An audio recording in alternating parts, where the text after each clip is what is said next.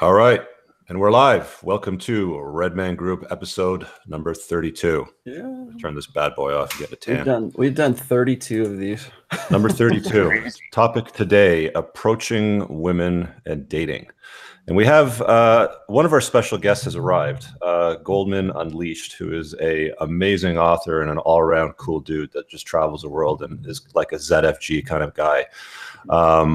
I'm gonna get to the updates in a second, but in our panel today we've got Donovan Sharp, of course, Ryan Stone. I think he might be bouncing on us a little bit early today. He's got to do his nails or something like that, I think, or he's got a spa date set up. And we've got, of course, Rollo Tomasi of the Rational Mail and Goldmund Unleashed. Again, I kind of want to breeze over what the topic today is. It's more about approaching women, dating. Dealing with, the anxiety that you kind of deal with in that area and moving into that like next level for you guys. A lot of questions come up. How do you do this? How do you do that? Well, we got two of the foremost like world-class experts in the topic. We got a guy that uses camera game. So you know what, Goldmund, why don't you kind of explain camera game to people so they understand what that is? All right. It's basically, so I have it's street photography. So picture yourself walking in the street.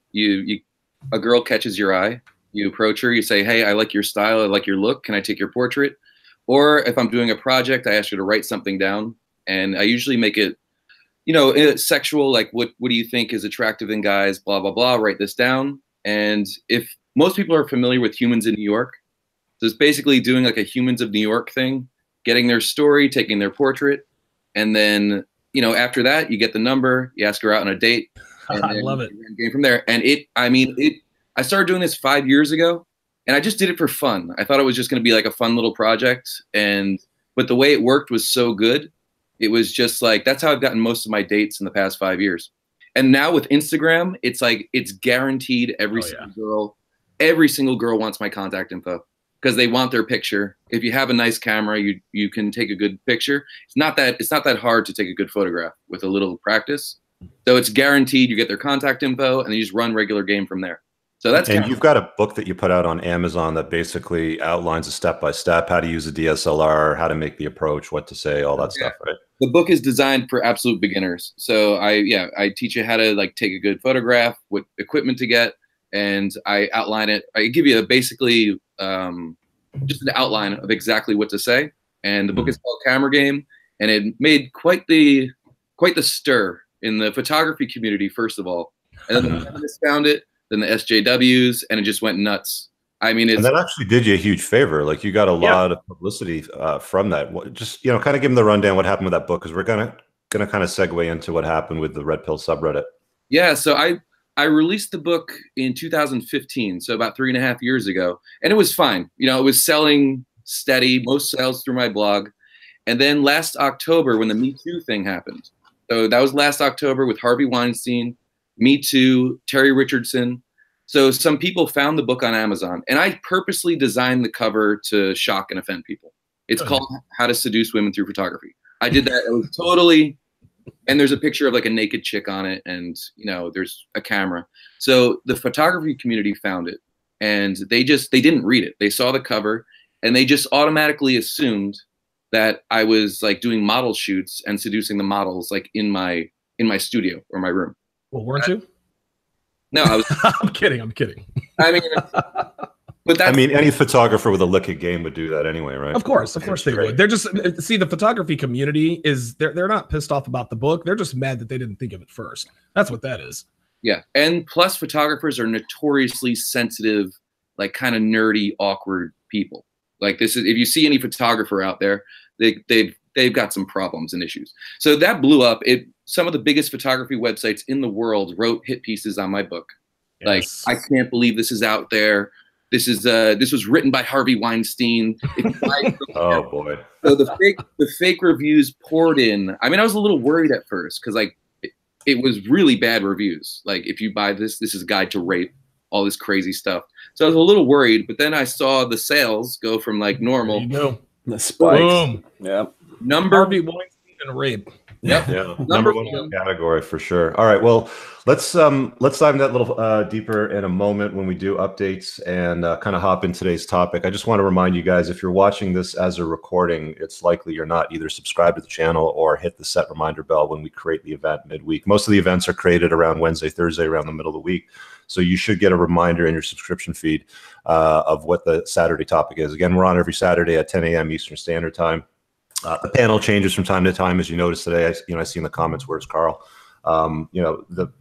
The panel's fairly consistent, but it will change from time to time depending on who's available. So let's hop into what we usually do here with updates and just see what's going on in everybody's world. I'm just kind of looking at my screen, bottom left to right. So I'll start with Donovan. What have you been up to lately, man? Yeah, finishing up my 21 convention speech. I don't know exactly what it's going to be called, but I think I've got some ideas. Red pill scars and costs. We all have scars of finding out what a woman's true nature is like, but are we willing to pay the price? And a lot of guys say they are. They subscribe to channels like this, they come to the 21 convention, but most guys end up dropping off because they're just not willing to pay the price. I'm going to talk about that this week on my show, TSR Live. It airs Monday through Friday, weekday mornings at 10 a.m. Eastern, 7 Pacific. I did a 2-part episode on the "not all women are like that" fallacy. Basically, I let people know, hey, listen, AWOLT does not, all women are like that doesn't mean all women are the same.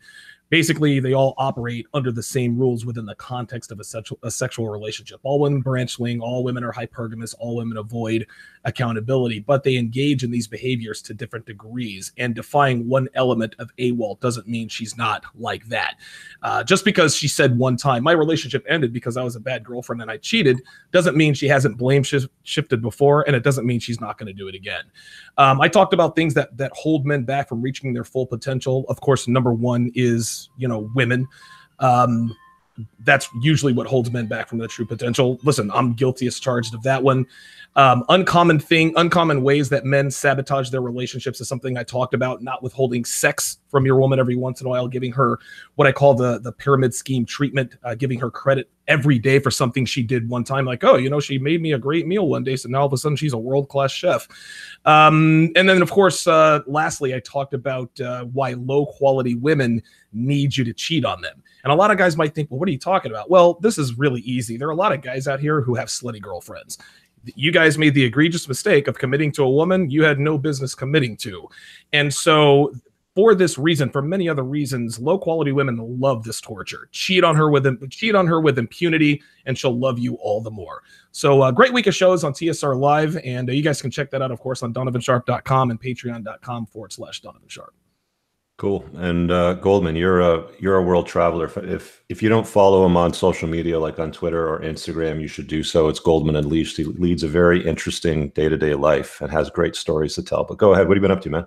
What have I been up to? I've been launching my membership site, which is like my highest quality work. It's through my blog. Check it out, goldmundunleashed.com. Putting tons of work into that, exclusive photographs. That's what I've been focused on for the past 2 months. And then next month, we got the 21 convention. So that speech, I'm going to be talking about artistry and creativity, because I think most of the guys out here, like all of us, every guy I see who's got the personal brand is an artist. And I don't think they're kind of afraid to use that term. And I want to bring artistry back, make it masculine again.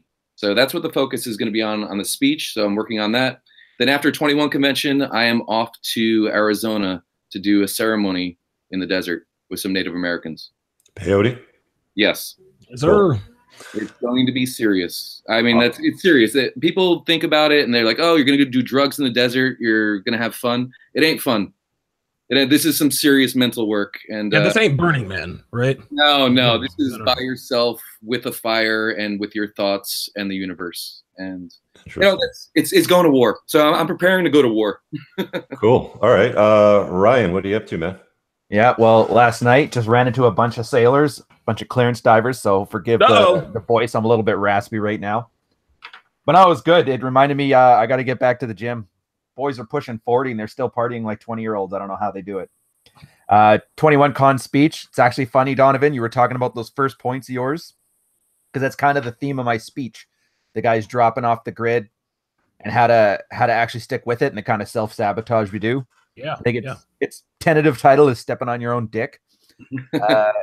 Goldmund, also super funny. So I just bought a Fujifilm X-T2. Nice. A week ago. Yeah, I've been playing around with it. I'm going through my old college books. I'm like, fuck, what the hell is f-stop again? Nice, man. Good.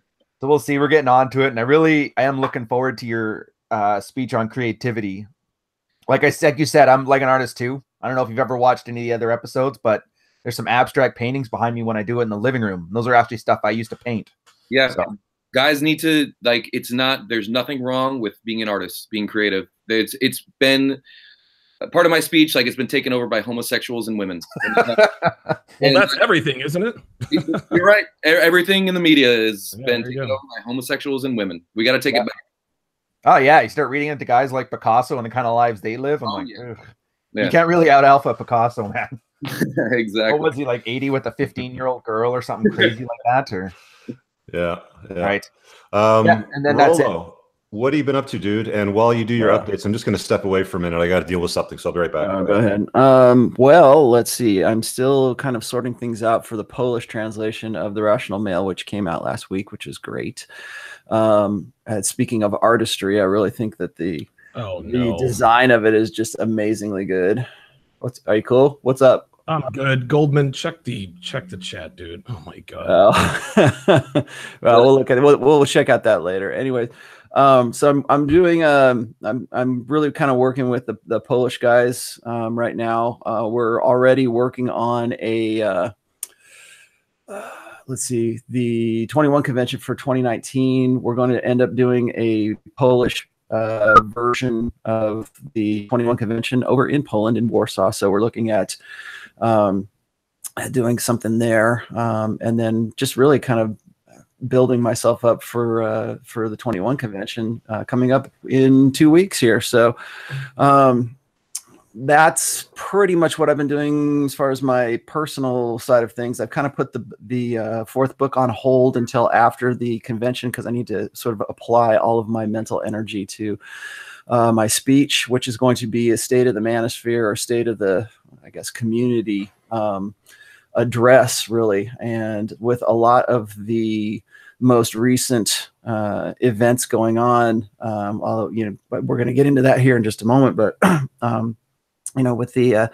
quote unquote quarantine of the Red Pill subreddit, all of the censorship that's been going on with Roosh and a few other people that I know of right now too.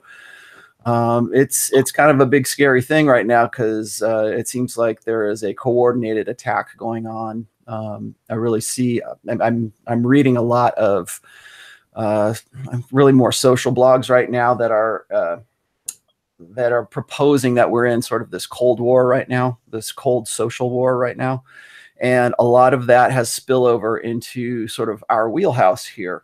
Obviously, when you're looking at censorship and you look at the guys who are the most quote unquote dangerous people, such as myself, Roosh, even Goldmund, with the censorship for his book or the attempted censorship of his book, people want to say, well, it's not that they're not denying you your free speech. They're just saying that they won't sell your books. Well, okay, I understand that. But the thing is if you're approving free speech for one person and you're not approving free speech for another person, what does that say about your company?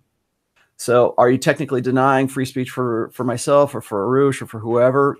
No, not necessarily, because you can still go do whatever you want on somebody else's platform.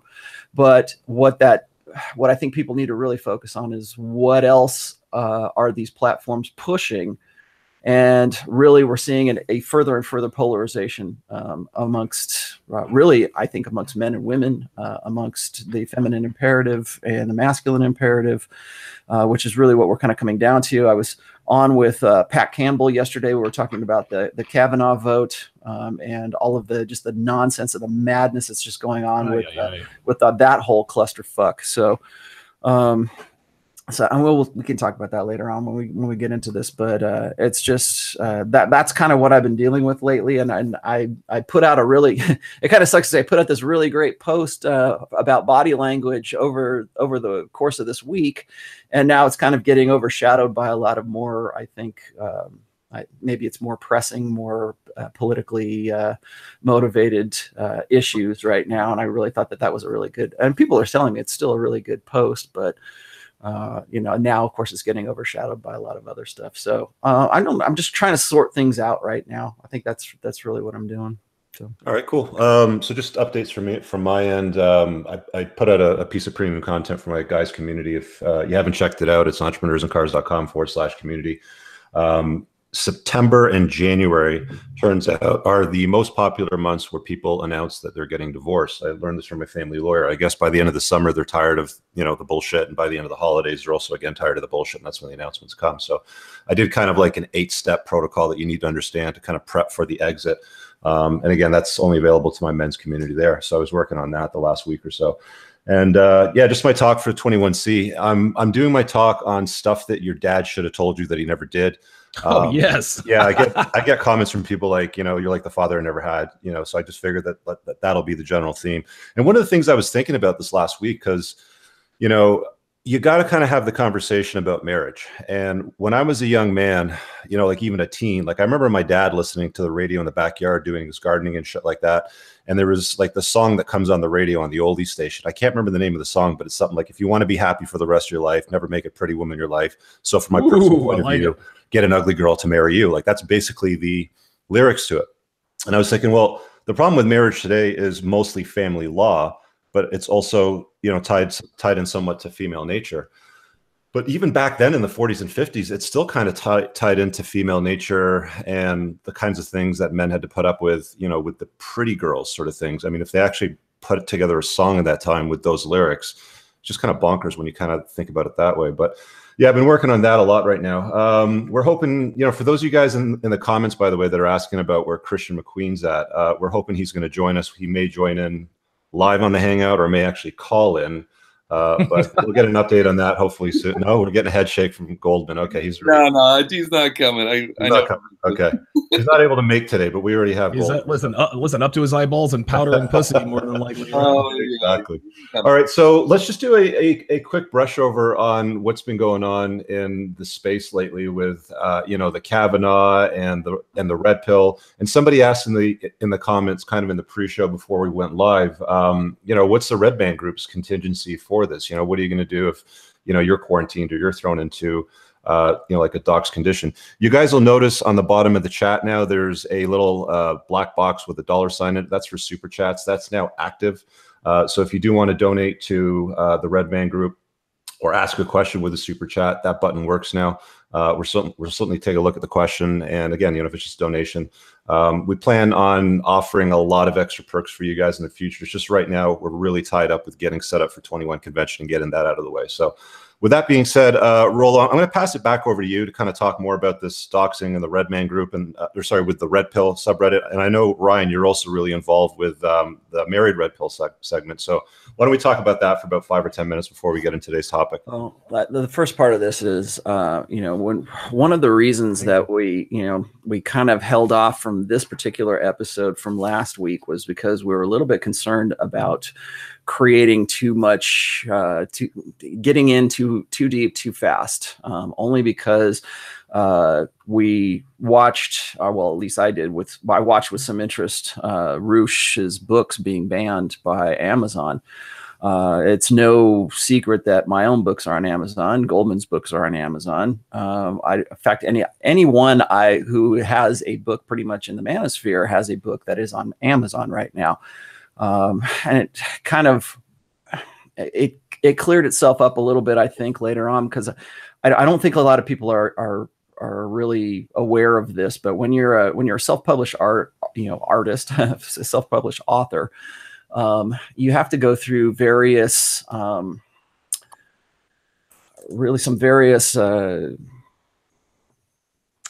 processes, or you've got to go through some different businesses to get your book published. And one of those processes is like, just for sake of example, my process is I'll go through a website called CreateSpace. CreateSpace was sort of the go-to self-publishing place for a very long time. I've done it with all 3 of my books, and CreateSpace was just bought out by Kindle. and meaning Amazon. And so all of the review process that was being done by CreateSpace is now being done by Kindle. And it seems to me that as soon as Roosh decided to go and publish his most recent book, Game, that's when the censors decided that they were going to basically ban him altogether. They were just going to take all of his books off. At first, they kind of like played coy with him and knocked off like 9 of his books. And then they decided to knock off all of his books. And so something changed within the last month, because it was in August that CreateSpace was bought out. And it would appear to me that there are at least some social justice warriors that are aware of who Roosh V is at Kindle, at Amazon, and decided that he wasn't somebody that they wanted to represent. Now, I thought this was kind of hypocritical, because one of the inside jokes for self-publishers is that you can make $35,000 a month if you write stories about Bigfoot pornography. There is a book called "Come for Bigfoot" that is, and they've done interviews with this, and it's a chick that wrote it too. Of course it is. Of course, and it's basically what they call xenopornography, which is like monster porn. And it is one of the most all-time successful books in fiction, works of fiction. But it's basically this little. It's not even that big a book. I mean, it might be all of like 120 pages. But it's essentially porn for Bigfoot, and it was so popular at one point it was making her about $30,000 to $35,000. Is Bigfoot month. Having sex with actual women, like human women? Oh, yes. Of course. Again, this is that fantasy thing. Welcome to the Red Man group, where you get to learn about Bigfoot porn. Yeah, it's the first I've heard of it. Oh yeah. Anyways, but he kidnapped. Bigfoot, kidnaps her. Yeah, I mean, and that's really what it is. It's more or less a rape fantasy. Yeah, Bigfoot gangbang. But it's okay if it's Bigfoot and it's not some it's not some personal human being, right? Well, so anyways, they'll publish Bigfoot porn, but they won't publish Roosh V. And so what that says to me is what is dangerous to these people? What is a threat to these people? What is a threat to the narrative right now? And I think we're starting to see where that's kind of where the cards are kind of shaking out. And so if people want to say, well, Rolly, you're just scared, you didn't want to step up and say anything. You're damn right I was. I didn't want to shake the tree that much, because I wanted to keep my head down, and I want to make sure that my message still has some sort of, dissemination. I need distribution, because if I don't have that, I'm not saving other guys' lives. Okay.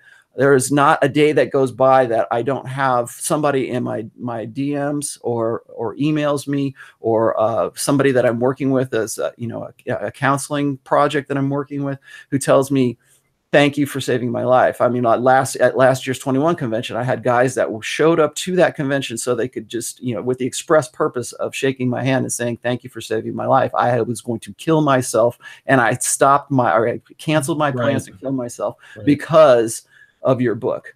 And so, yes, I think it is that important. And I think it would be, it would be a step in the wrong direction, but these people don't care about that. And so now I'm being sort of pushed into this free speech political realm. And I think that all of us are. I mean, this show, the 21 convention, one of the topics that I'm going to talk about in my speech at the 21 convention is going to be about, dealing with this upcoming war. Because a lot of people are saying that we're in a cold war right now, whether it's a war of ideologies right now. And it's not a hot war yet, but I can definitely see this clash of ideologies. And we're seeing this right now with just this blind faith that's going on with this believe women horseshit that's going on with the Kavanaugh hearing right now. And again, I don't do politics. I don't like to do politics. There's people who do politics way better than Rollo Tomasi does. Did you see that study that Anthony and Drew posted yesterday on social media? I think the stats revealed something like 41% of rape allegations are false, made up. Mm-hmm. Yeah. That? Well, and people called me to the carpet for that too. I think I was the one that put that out there. It's something like 40%, but it could be as low as 20%. So it's somewhere between 20 and 40%, just depending on whose stats that's the thing about stats online. You find me one stat, and you tell me that what's the common stat is like 70% of all women initiate divorce, right? I can find you the statistics for that, but I'll guarantee you some social justice warrior will find another stat tomorrow that says no, it's men that are initiate 90% of divorces, and they'll come up with some cock and bull reason as to why that is. And so just look at the suicide rates. If you want stats, you can find stats online, okay, to prove any damn thing that you want to. So who do you believe? I don't know. The fact of the matter is like I'm being drawn into this sort of political realm, and I it's not that I don't do politics. I do politics if it crosses into intersexual dynamics. I do religion if it crosses into intersexual dynamics. I do race if it crosses into sexual dynamics. I don't do. I'm certainly not. I'm not a Heartiste. I'm not a Roycey. I don't do anything about race, or I don't do anything about social things unless it has to do with intersexual dynamics. Well, guess what? Politics right now is a big clusterfuck of sexual dynamics. And so now I'm sort of, I'm kind of getting I'm getting like. Get sucked into the I'm getting sucked into it, and I've got a lot of people asking me to come on their shows and do like interviews for based on the shit that's going down. And while I'm glad to do that, I mean I would much rather be talking about like game, or I'd much rather be talking about how guys can live better lives. But I can't do that if we're in a condition of war.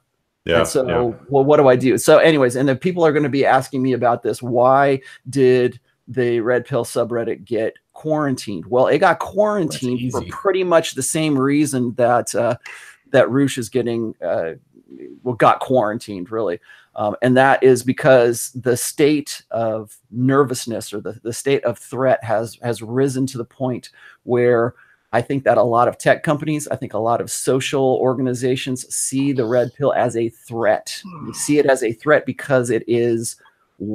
I don't want to say the Red Pill is very well organized. I don't think we're organized at all. I think we're very much decentralized. But the thing is that we have good, logical, well thought out, evidential, empirical, arguments and debates that they don't want to have. They would rather have blind faith. They would rather have believe women. That's all they want. They don't want to hear. It's also important to believe women. That's how they linked that university group on the study of masculinity in men, and it was mostly women that were on that panel.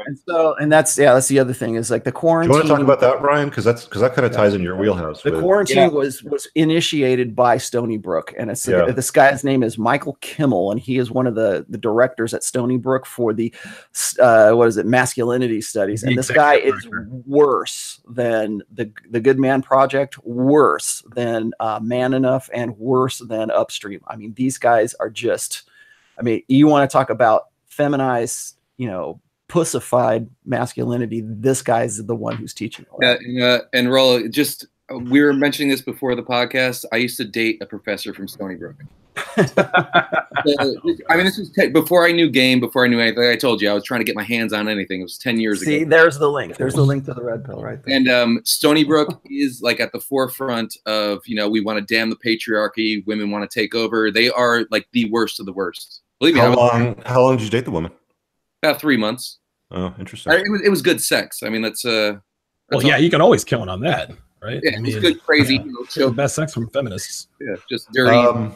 I think we should probably move into today's topic because we're going to start taking calls at about the halfway mark.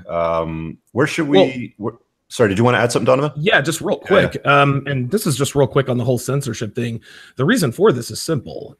It's because what the Red Pill and everything that encompasses the Red Pill, what it does is sex, a woman's sexuality is her most valuable commodity. And the Red Pill has so thoroughly and accurately dissected how to get this for as little as possible in the way of cost, emotion, etc.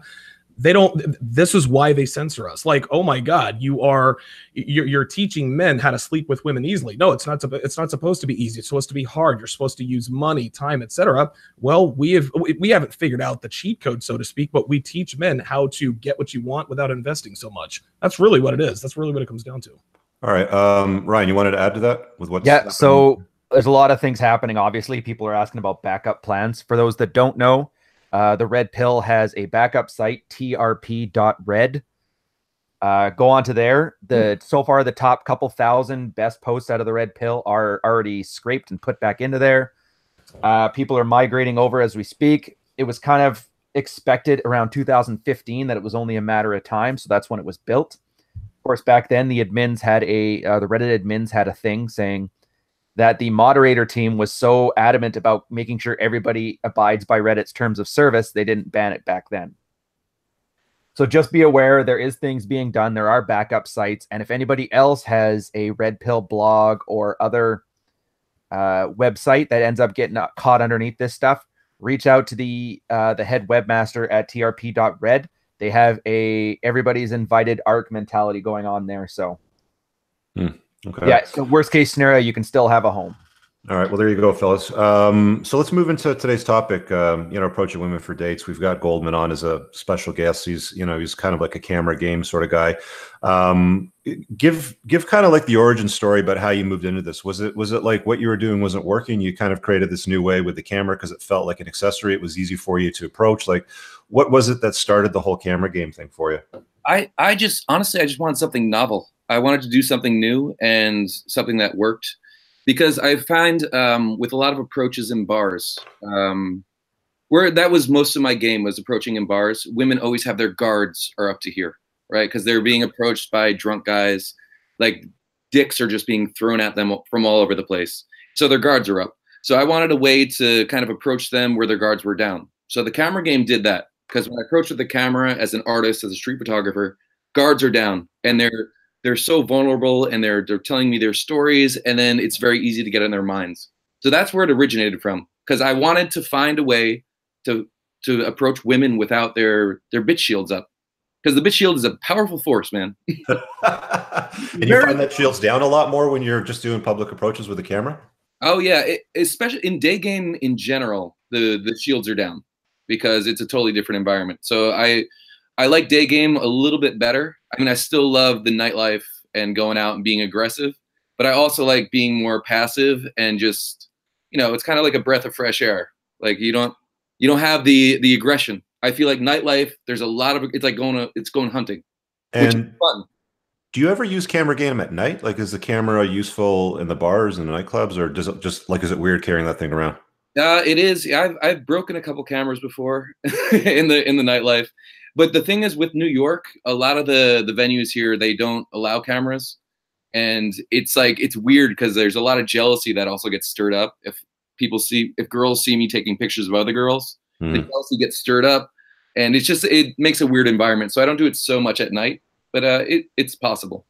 In other countries, it's great. Like Mexico, camera game at night is beautiful. You got some great photography on your social from that too. I was going to ask you the whole approach game versus like online dating sort of, the approach. I'm guessing you've probably done both. I mean, by now, pretty much everybody has. Like, how does the approach game that you use versus online dating sort of apps work in comparison and contrast? I've never done online dating. I've always, I've done couch surfing and Airbnb.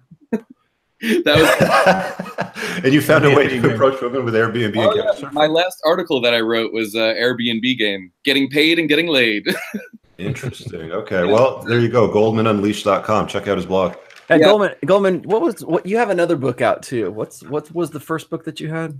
Well, I have Go Forth. That's kind of that one. Journey through Mexico. And I was basically just it was a journey of self-discovery. And like, I describe all my approaches. Mexico's a different world. And so that's my first one. Got a book of short stories called Art of the One Night Stand. That's my game book. So I break down every approach. I tell the story, and then I break down everything that worked and everything that didn't. Now, when did you write? When did you publish that? Those were 2014, 2015 when I published my books. Okay, so the game guide was 2014 or 2015? 2015, yeah. 2015. Okay, so you're looking at about 3 years, almost 4 years. What has changed, do you think, in game from the time that you wrote that book to where you're at right now? Yeah, so I wrote the One Night Stand book because I think back then when I wrote it, I wrote the stories around like 2010, 2013 was just a boon in like going out, because we knew game. Guys knew game back then. Oh yeah. And online dating wasn't as prevalent at all. I think Tinder came out in 2012, and that's when it got popular. And ever since then, ever since Tinder, the nightlife has gotten very different because girls have dicks on demand all the time. Yep. Like literally. As soon as they walk out the door, they're getting hit in the face with dicks. Yep. It's like on their phone. Like just look at their phone, just dick, dick, dick all the time. So it wasn't like that when I wrote my book, Art of the One Night Stand, because girls would actually go out and they'd be want to get laid, right? Mm-hmm. And they didn't have all these dicks on demand. So I think that's the biggest game changer. So it's one night stands are harder to come by, but I think it's easier now to hook a girl and set up dates. But so you got to be a little patient now. Like the one night stand probably isn't going to happen. Still possible, but the dates are easier to hook because especially guys who are red pill aware and with the sexual dynamics, if you can have that conversation, that meta conversation, especially with really beautiful women about the fucked up state of dating. Oh yeah. They love that shit up. Hell yeah, man. Especially the most beautiful women. Especially shit. Women about the fucked up state of dating. Who's that? Hey, Ryan, mute your mic. My man Jonathan from Modern Life Dating is in the house. There we go. Sorry, I had to find a filler for Christian McQueen. Well, yeah, he's listen. He is as good as it gets. Trust me. Yeah. Okay, so we've got updates on how that's changed over time with the advent of, I guess, swiping and dating apps. We didn't have the opportunity to get Christian on, but we got John on from Modern Life Dating. Were you watching the earlier part of the broadcast? Did you catch the earlier bit? Rolo sent me an email. I threw on a shirt, set up the setup here, and I made it happen within about 5 minutes. So cool. You're in Japan, so I mean, it's slightly different there for you. Like how does approaching women in Asia differ from doing it in North America, or does it? It's culturally accepted here. It's called Nanpa, Nanpa, and Japan is such a safe society that when you approach a woman in the street, she feels completely not threatened at all, and it's just part of this society. And it's like on Japanese TV, like they don't shit on men. Like they show commercials. It'll be like a man and a woman sitting next to each other on the train, and a girl will be like, oh, she'll still get like fluttery heart, be like, oh my God, he's looking at me. And like the normalization of men and women getting along in harmony, it's a norm here. And that's why watching America from abroad really blows my mind. And it really just sees like how, like, honestly, the girls in general, I mean, in the United States are such vicious animals. Like I've been around the world. I've traveled the world. I've fucked around the globe. And I can confidently say like the worst women in the world are from America. And like, it's ground zero for feminism. And now they're actively working to censor us and shut us up. Like when they're trying to shut you up, you're doing something that is a threat. And we're threatening them and their narrative in a way that is very terrifying. So I'm just in Japan in general, talking street Nampa and everything. It's totally acceptable. My biggest hole in my game is I don't speak Japanese well enough, but I have, trust me, grabbing a tit is the same in every language. So, I mean, it's... You speak slut? Yes? Okay, I got you. Donovan, you wanted to talk about approaching in Vegas.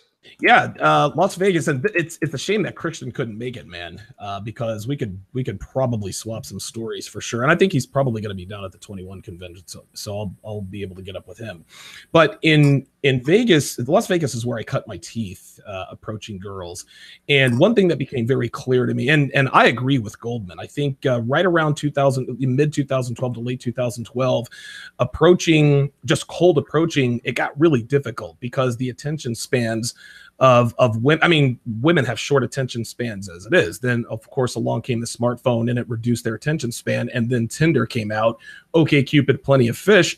And just like you said, it's dick on demand. So you really had to be patient. One night stands, however, they were not too overly difficult to come by, because when you're in Vegas, there are hot girls all around all the time. And you'll find that if you're in a city like Las Vegas, day game and night game are kind of the same. Night game is obviously a little bit more difficult because girls are approached more by guys. But if you've lived in Vegas for any, because I was there for 8 years, if you live in Vegas for any extended amount of time, you know that girls are more open to day game and night game, especially during the day, because people are walking around with drinks.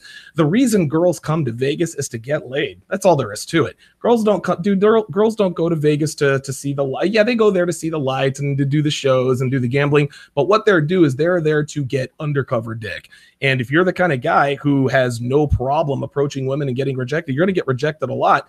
But anything works as long as you have consistency and discipline.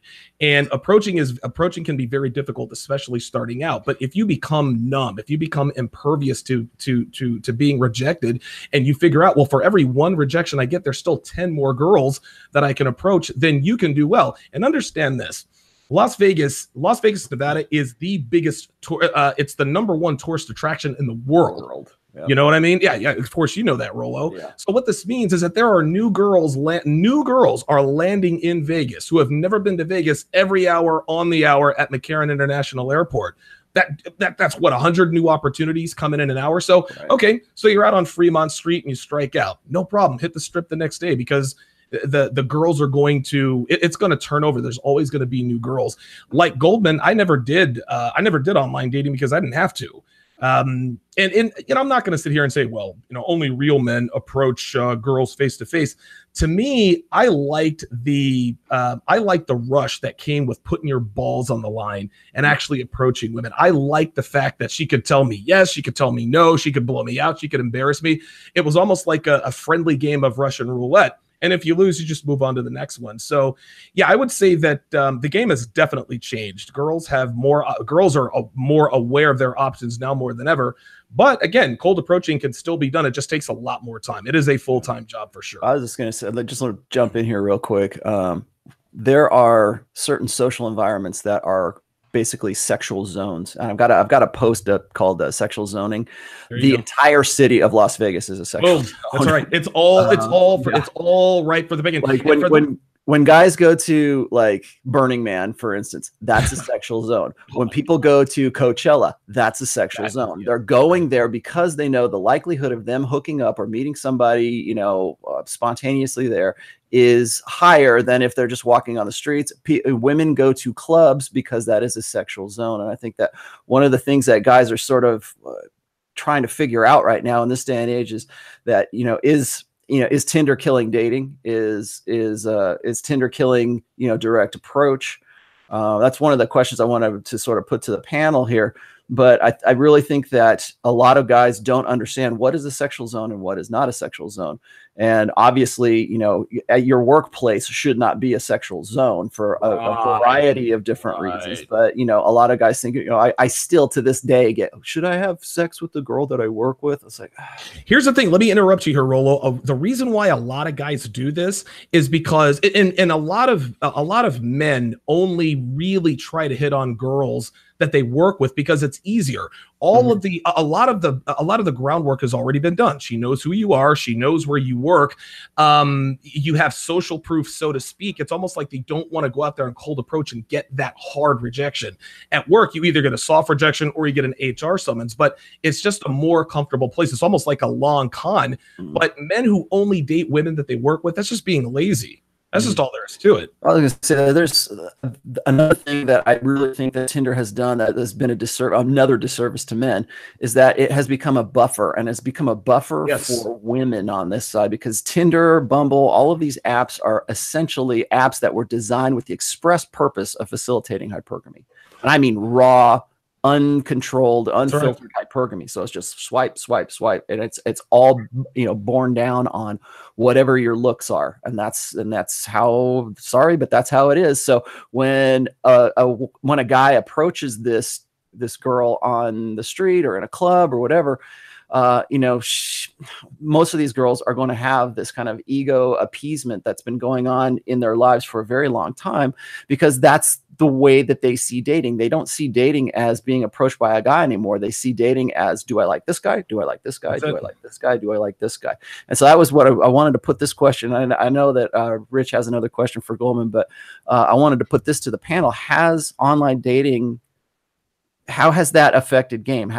Is online dating like, or it has, well, Tinder, let's just say, has Tinder kind of killed game? Has it killed the approach, or do you just have to use that, evolve along with the technology? All right. So I want to speak on this because I mentioned it before. Girls in New York, they use Tinder. They don't like using it. I mean, they like having the dates and the sex, but they're ashamed of using it, and they don't like it. So like I was saying, if you can work the conversation into kind of making fun of it, have the meta conversation, like it's people are losing their touch, like they should be attracted to one another and get off the screen. If you can have that meta conversation, my God, it's such a good hook. So, I mean, in that way, but you have to be a couple steps ahead of the game. You have to be able to, realize the situation and what's going on. But that conversation is, I mean, it is just beautiful to have, and it's bait and it's attraction. So has Tinder's killing the nightlife. Has it killed game? Nothing's ever going to kill game. No. And just real quick, if a girl is on Tinder, you're never going to find high quality girls on Tinder, at least theoretically. You hear all the time, Tinder is just the bottom of the barrel. If a girl really was a 9 or 10, she wouldn't have to use Tinder. Again, she's getting dick thrown at her from all directions all the time. So if a girl is on Tinder, obviously that's a red flag in terms of look. I think Royce did something called the myth or the legend of the secret internet fatty, and like different camera angles, or she says I'm a foodie. These are the kinds of girls you see on Tinder. Yeah, I'm a strong woman. I've got 5 kids. I've got 5 beautiful, luscious kids, and if you can't handle my curves, then don't. Yeah, okay. Well, guess what? I guess I'm not handling those curves. And Jonathan, in Japan, is Tinder a thing? Is online dating a thing? No, it is. It is. I used to live in one of those sexual zones. I lived in the Las Vegas of Tokyo. It's called Roppongi, and it is like the luxury nightclub district. Like Vegas, you can't live there forever, so I got out. But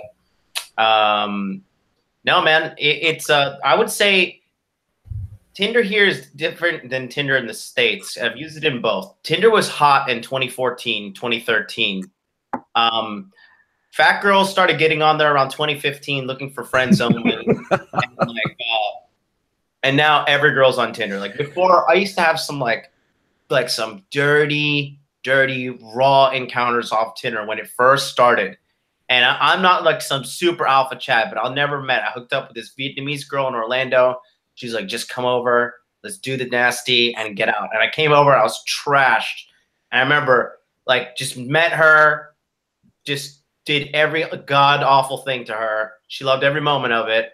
And we're on our way. Like she drove me to where I needed to be the next day. And now like every girl is on Tinder with like a fucking huge bio. Basically, Tinder has been like infested by normies, and the average girl is like fat and ugly now. So in the States at least. So I would say that like the only thing Tinder, in my opinion, has done to girls, it has given every single girl an overinflated sense of value. Straight up. Yeah, I just want to add to that. Since you just every got girl to that. thinks that they're better than they are, but you're not special. I just want to fuck you, just like every other guy in your life. Did Tinder give that to him, or did every thirsty guy that showed up to her 1,000? There it is. Well, that's what I was about to say, guys. I mean, I don't bother with any of that shit, if I'm being honest. But the thing that I see a lot of, and my private community, there's guys posting screenshots of Tinder bios. People send me stuff in DMs and emails all the time, and it's like there's this common theme where it's like almost women tend to use it as a gravity suction device, almost like it's a black hole to suck to suck men into their beta orbit of follow me on, Instagram, or follow me on my Snap or some shit like that. And it's like, are you actually looking for a real connection, or are you just looking to add more beta orbiters to the orbit to, validate who you are, sort of thing, right? I put out a post the other day, and I said, if you're using social media, if you've got a woman in your life and she's using social media, and it's a public profile, it's not private, and she's not selling anything, meaning she's not running a business, a product, or a service. All she's doing is looking for attention. You know, that's really all that it is. And actually, the question that I kind of wanted to go to with Goldmund, you know, you see a lot of guys talk about stuff nowadays like it's not worth dating, it's not worth cold approaching because of Me Too, sexual harassment charges, obesity epidemic, you know, like overinflated feminist values. What else do they complain about? Overinflated egos and blah, blah, blah. Like that's changed over the years. I mean, you're not a spring chicken, but you're not an old man. How has that affected you? Is that an area where sometimes just like, you know, forget it, I can't be bothered, or like where are you at with that, you know, change in the way that the sexual marketplace has kind of evolved? No, for guys like that, especially guys who are red pill aware, because this is harsh reality, and it is difficult to deal with at times. But there has to be a separation. Like deal with the reality, and then, like I said before, if you can kind of joke about it and look at it from a meta standpoint, and like it is funny, like the world is fucked up. Like understand that, joke about it, and like I said, this is such bait to girls. They love talking about it, and so you can run with it, man. People need to have connections. We need to have sex. It's always going to be out there. You just have to kind of run with it and use it to your advantage. So like I said, deal with the reality on your own. Get mad if you need to. Talk to guys about it. But then when you go out there, have fun with it because it is funny. That's where comedy comes in, man. Life shouldn't be a tragedy. It's tragic at times, but make it into a comedy, and then it's beautiful. So that's my advice. Like you gotta make fun of this shit. Yeah. Well said, man. Well said. Thank you. We're going to move to calls in a little bit. Does anybody else want to jump on this or say anything? I was just going to ask a couple of questions here. Oh, that's one of the things that I had written down here is we already kind of got into like how game has changed, but has like, I'm sure there's probably going to be MGTOWs in the chat room right now or saying, well, it's not worth it. Don't do it. You're going to get killed, or you're going to get, you know, divorce raped, or you're going to get. It's Russian roulette. And by the way, listen, check this out. Squeeze. Well, listen, Russian roulette and dating Russian roulette and dating is nothing alike. People don't play Russian roulette for fun. Let's go play Russian roulette today.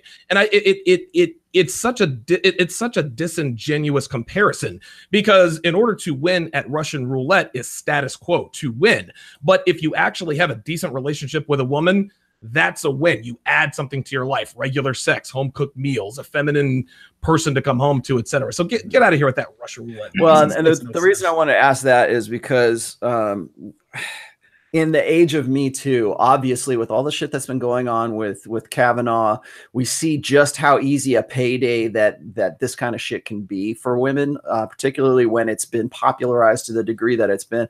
We've never been more polarized, I think, in genders, that, you know, between men and women, that we are right now.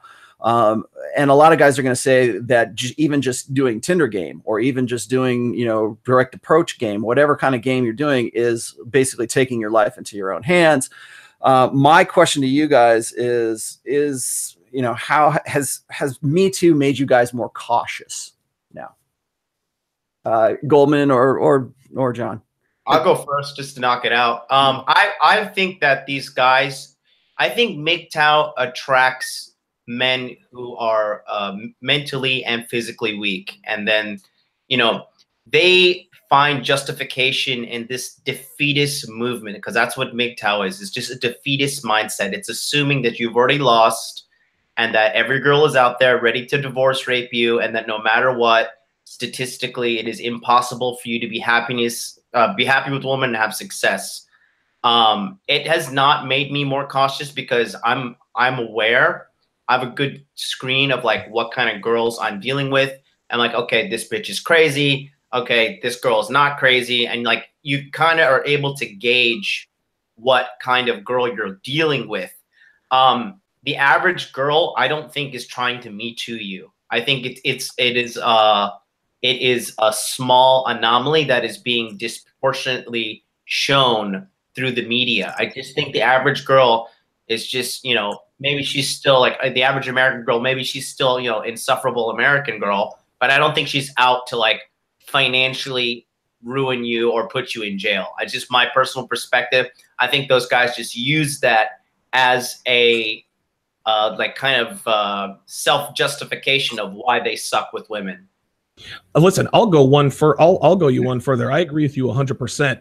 It is the same as women using, well, I'll never be a 10, and men are looking for the perfect woman, so I may as well be a slut.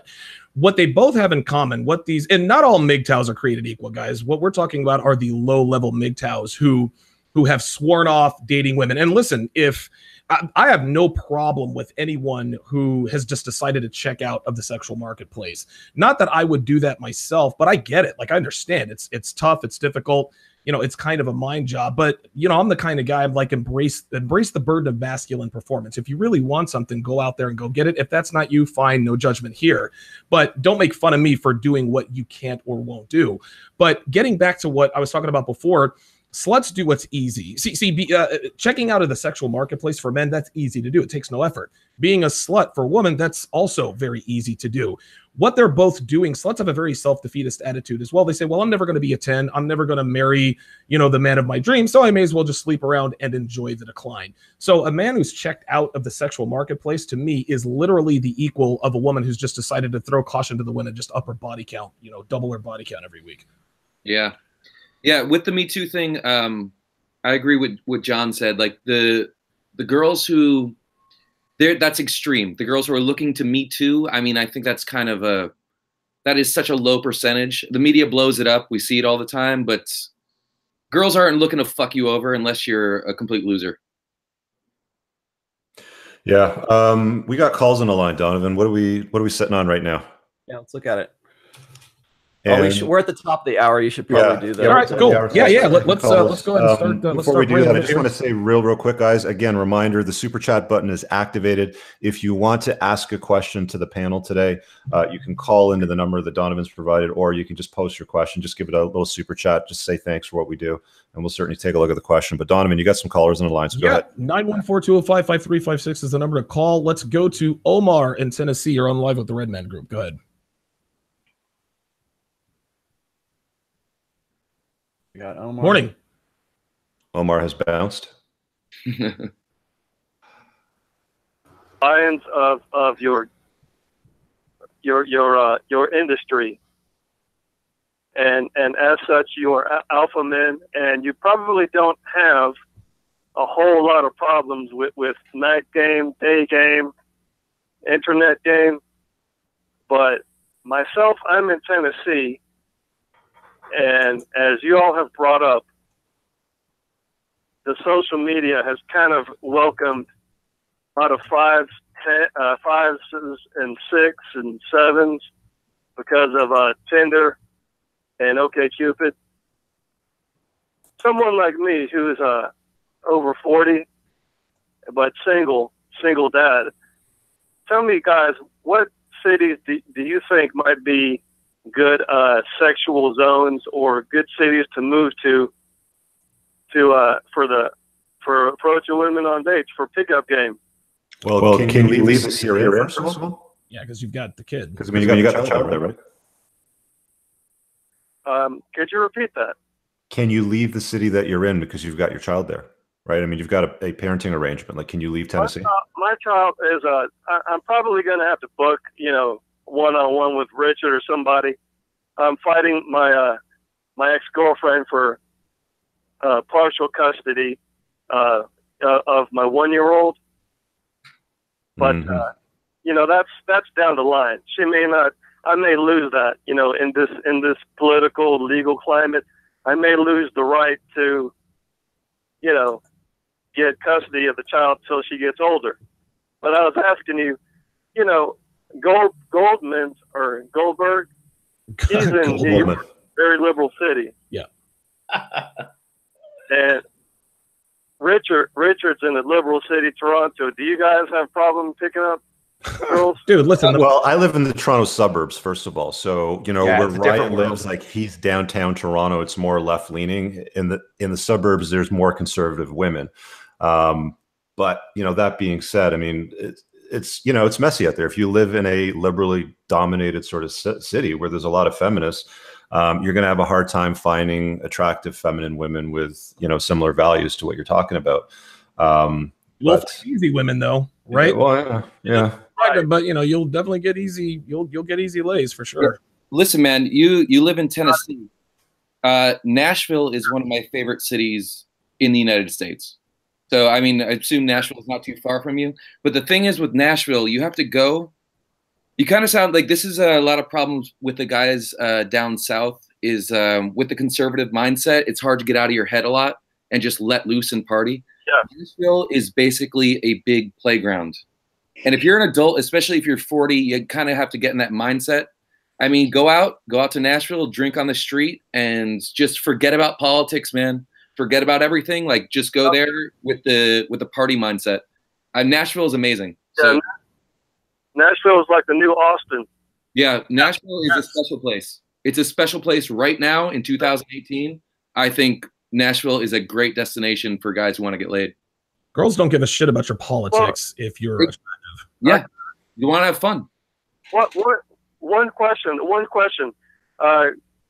Visiting New York, or okay, as a native New Yorker, Goldberg, are you using OkCupid? No, I've never used online dating. I don't need to. No, I don't. It's New York. There's just so many. There's 10 million people here. We've got hundreds of thousands of tourists. There's tourists. Yeah, tourists are my bread and butter, by the way. Yeah, listen, tourists should be everybody's bread and butter, and this is what makes Vegas such a hotbed for easy lays. Because, like I said, and listen, New York's got two. You guys got two airports. You got LaGuardia and you've got JFK. You got new girls landed every hour on the hour.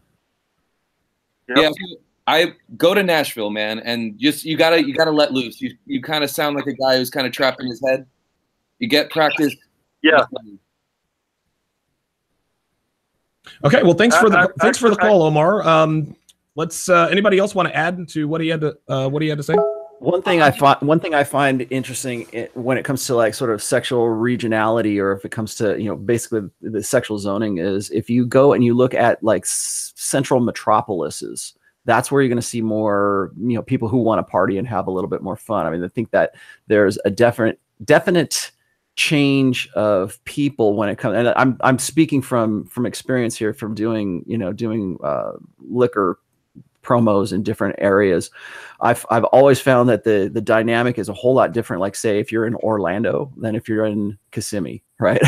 Or if you're in Las Vegas, that's one thing. But if you're in like the suburbs, if you're in like Laughlin, or if you're in like some of these like surrounding things, the dynamic changes a little bit. It seems like that the closer you get to the metropolis hub, the more people want to cut loose. And I think there's a different demographic of women in those central areas as opposed to what's on the suburbs. Like, for instance, here in Reno, downtown Reno, yeah, sure, it's a party city, but like if you go up to the outlying areas there, you might have like a country bar or some shit like that. So you have to just sort of, I mean, I think that probably unless you live like in like rural Wyoming or something like that, I think that you could probably find some place in your state where you can change the dynamic or change the demographic. Yeah, I've said it before. Guys are just masters at complicating their lives and then try to justify why they do it. I was just looking in the comments here, and one of the guys from my private community, Curtis, he's in Memphis, Tennessee. I think he originally was from Minnesota or Minneapolis, somewhere around there. And just said in the comments, just cold approach. You just apply some game. I know that he's made self-care a priority in his life because we talk about that sort of thing on our own private broadcast, but you just have to go out and do the work. And I mean, if you become a strong, virtuous, attractive, masculine man that, hasn't gone through the divorce machine too badly and been divorce raped, you should be able to do fairly reasonably as long as you've got the confidence and the ability to go and approach. I mean, if you want to try it with an accessory, grab Goldmund's book and grab a DSLR and, do street photography. I think it's a great way to do it. Yeah, there's any number of ways to slice and dice this one, but yeah, just getting out there and doing it. You're not going to score a goal if you don't get on the ice, right? You got another caller, Donovan? Yep. Let's go to Pete. Hang on. Let's go to Pete in Michigan. Pete, you're on live with the Red Man Group. Go ahead. Hey guys, can you hear me? Yep. All right. So I called in a few episodes back about day game. Long story short, I took Rolo's advice about not becoming domain dependent and started using online game with day game together to pretty much collect numbers and get out of a scarcity mentality that was holding me back. What really helped me was mapping out all the domains of games, so like all the parts of a system, how to be successful with them, or the quality of the parts, how they're related, how they integrate, and really the progression from meat to bang. I actually just got done reading Roosh's book, Bang, and I'm now reading his new book that got banned, Game. It's pretty cool. So we can get him on here sometime. That'd be dope. But my question for the panel today is, what are your thoughts on dating conservative / virgin girls as a guy in his mid-20s? Virgin girls. So, like, should you just next her since LTRs at that age are kind of selling yourself short, or is it just like a side project? Or I guess, what are your thoughts on that? Should you even bother? Well, yeah, you should certainly date if you can.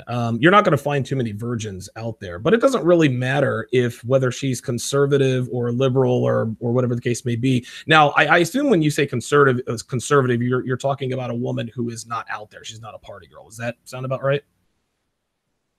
Yeah, so I went on a date recently with a chick. She was like 20. She's super religious, goes to Sunday school, doesn't drink. And how'd you meet her? Coming from a pretty religious background. How'd you meet her? So I'm like, should I even continue this or no? what? Let me ask you this: how did you meet her? Crazy story actually. So, and she was working at a fast food place, and super busy, lunchtime rush. I saw her working on the line, and I was like, I'm gonna talk to that chick. So I walked over there and I said, I looked at her name tag to figure out what her name was, and I said, what time are you off? And then she like looked at me, and then she was like, why? And I said, I want to talk to you. And then some white knight stepped in between us and was like, I think she's good. And I'm like, whatever. I stepped to the right and I said, you got a phone? She's like, yeah. And I said, what is it? I got her number, whatever. And I ended up calling her, and, not something that typically happens, but it did. So it was pretty cool. But yeah, so that's how I met her. Okay. Yeah. The reason I asked you that is because I wanted to, I just wanted to make sure you didn't like pick her up on the street or anything like that. No, of course you shouldn't. Of course in my opinion, you definitely should not just let her go. And again, every girl puts her best face forward. You only know what she has told you. Just because she says she's religious doesn't necessarily mean that she is. And even if she was, religious girls, quote unquote, will break their religion for the right guy.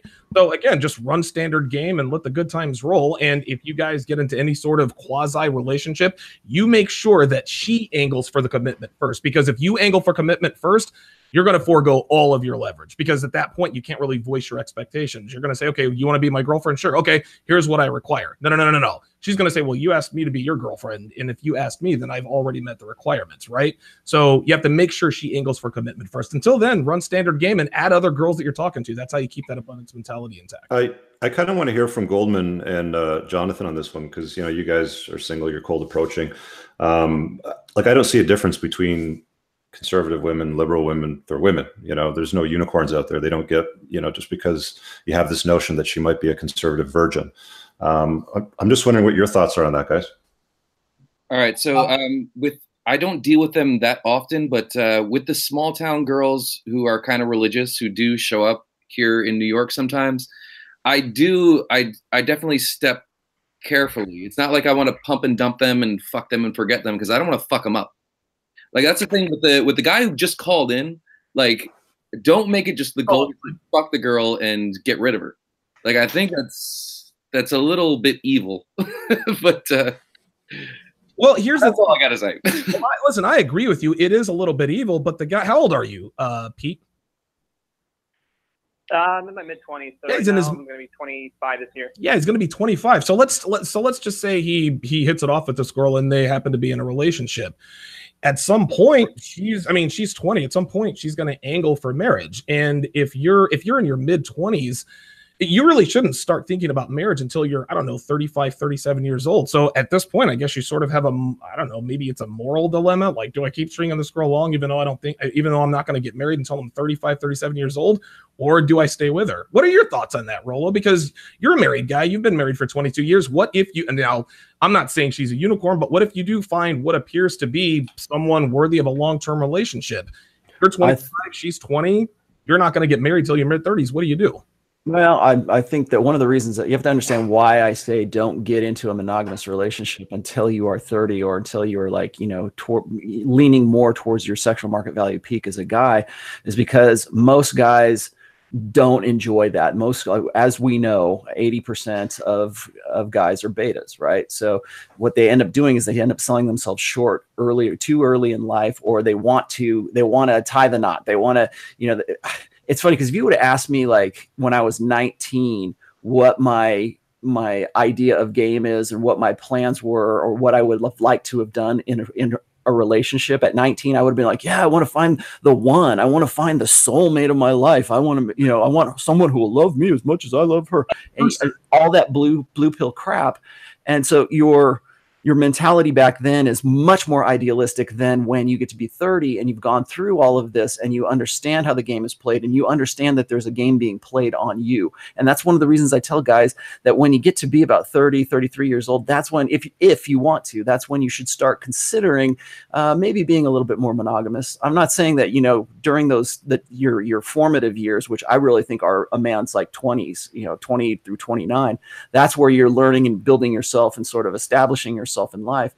And then if you get through that, and you can do that without a pregnancy, if you can do that with keeping your focusing on yourself and building yourself up, once you get to be that sexual market value peak right around, let's just say 35 years old, you have much more selectivity when you get to be that point, because women are looking for you not just for sexual short-term sexual stuff. They're also looking for you for long-term. And that's why I say that guys always say, well, when women are 23, they don't want to, because I say women's sexual market value peak is right around 22, 23. I peg men's right around 35, 36. And so people take that and they run with it, and they think it's this binary formula, thinking that, women of 23 are going to want to get with guys of 35 or 36. No, that is exactly not what I'm saying. What I'm saying is what makes a woman attractive at 22, 23 years old, and what makes a man attractive as his peak at 35, 36 years old are different things. So one of the reasons why a guy is at his most attractive or as his sexual market value peak at 36 is because women of 29 or women who are, heading into their epiphany phase, they see that guy. And not only if he's made the most of himself, not only is he good looking, he's established, he's got some money, he's got some affluence, he's got some social proof. It takes longer for guys to mature into that. So that's why I tell guys, wait, hold out. It's gonna, once you get to even once you get to be about like 32 years old, your selectivity it skyrockets at that point. And a lot of guys will end up getting married, or they'll get wrapped up in a long-term relationship too early. And then when they get to be about 33, 34 years old, they go, damn it. If I'd just waited a little bit longer, I could have got the 23-year-old, or I could have got the 26-year-old, or I could have got, they sold themselves out because they didn't see the game early enough. They didn't understand where they fit in. And, they're one part of blue pill conditioning is to keep men ignorant. It's to keep them ignorant of what's going on. And so when you get to be about 30 years old, and then suddenly all these women, they think you're the best thing in the world because you have a job and because you've done something with yourself and you've made the most of your personal potential. Of course, you're going to be more attractive to women who are now getting off the cock carousel, who are now done with their party years, and they need to cash in on a long-term prospect. And you look really good as a long-term prospect right there. And so what happens is these guys will say, wow, I really have my dream girl is finally attracted to me. My ship has finally come in. I finally hit pay dirt, and all of this blue pill, beta game that I've been holding out for so long is finally starting to pay off. And it's not paying off. It's just that you don't realize that you're trapped in that role. You're trapped in this blue pill conditioned role, and you're the perfect foil at that age. And so suddenly all these women who wouldn't have anything to do with you when you were in your 20s, you're 32, 33 years old, and suddenly you have a lot more sexual selectivity. Most guys don't hit their stride, whether it's in their careers or it's in their, just their personal, maturity and understanding. Men don't become men until they're about 30 years old because they don't understand what's been perpetrated on them for the last 30 years. They don't understand. Once again, we're in the 80% of blue pill beta guys. They just simply don't understand where they fit in, and they don't understand that there's a game, a very long game that's being played with them. And so that's why I tell guys, stay out of that until you get to be at least 33, and don't even consider monogamy until you're 30.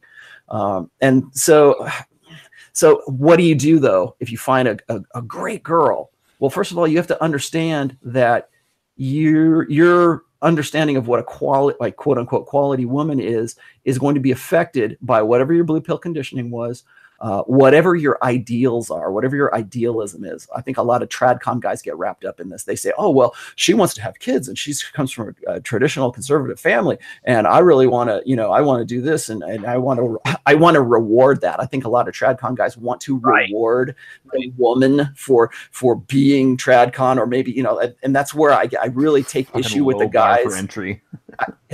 I take issue with the guys who want to forgive the epiphany phase. They want to say, well, of course they want to get out of they want to cash out of the casino. Of course they do. They've matured and and they're basically buying it.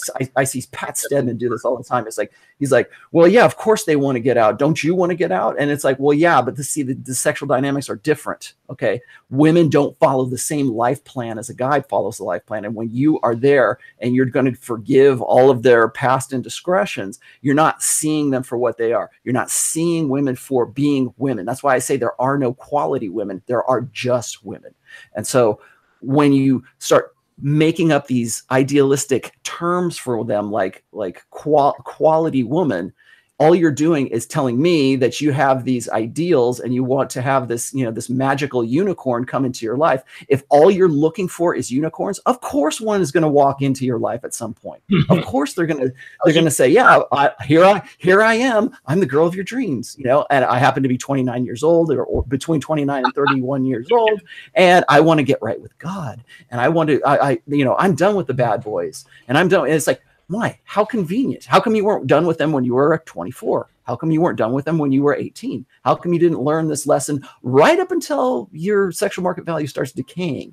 I'm not saying you hit the wall, but people like to call me on this. I like to say, well, the wall is it's different for different women, because women could be 35 years old and they can really look good. Yeah, they can. But guess what? That 35-year-old woman could not compete with herself at 25. And they know that the wall isn't here.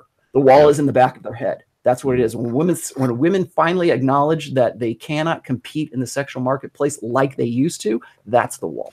You can't fire me. I quit. Yeah, exactly. Let's pass it back over to Jonathan from Modern Life Dating before we take the next caller, because he wants to address the caller's question. Yeah. Also, we got Lance Brown on a super chat here. Oh yeah.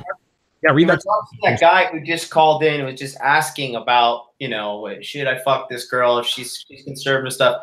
First of all, you have no idea about that girl at all. You have no idea what she is. These are your projections of her. You're creating some kind of ideal image of this girl in your mind. Like, if you're so concerned about humanity, you should become like a psychologist or psychiatrist or something. Like, if a girl is showing sexual interest in you, go fuck her. And get the experience. That's why you're in this community. Go and fuck her. Because guess what? She's putting it out there. You think she's just putting it out there to you? If it's not you, it's going to be somebody else. So in my philosophy is when these girls that are innocent and shit throw it at me, at least I know with me, I can do some sort of damage control compared to like if they pair up with some guy who happens to be a psychopath and kills them or beats them or whatever. At least I know with me, there's limited damage being done, but ultimately I don't care because it's going to happen anyway. So, I mean, I don't know if you keep a red cape in your closet and you're trying to be like a superhero to all these women or whatever, but if she's interested and she's giving you signs, fuck her. If she's not, then don't fuck her. It's that simple. Don't overcomplicate it. We got a super chat here from Lance Brown. Just going to read it out in case you guys are watching this on the recording and don't see it. He says, during the Kavanaugh Ford hearing, calls to sexual assault hotline spiked 201%. Will this become a problem for regular men, just rich and famous men? What do you guys think?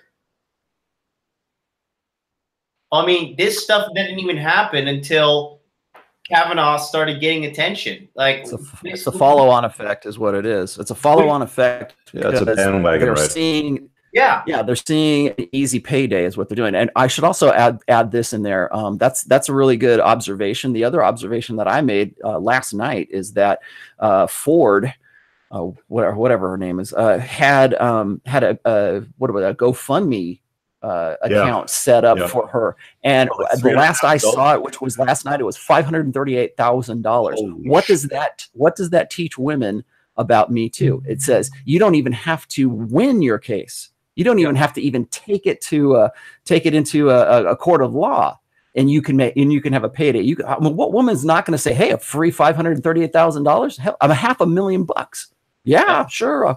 Pay for my house, pay for my vacation in Puerto Rico, wherever she goes.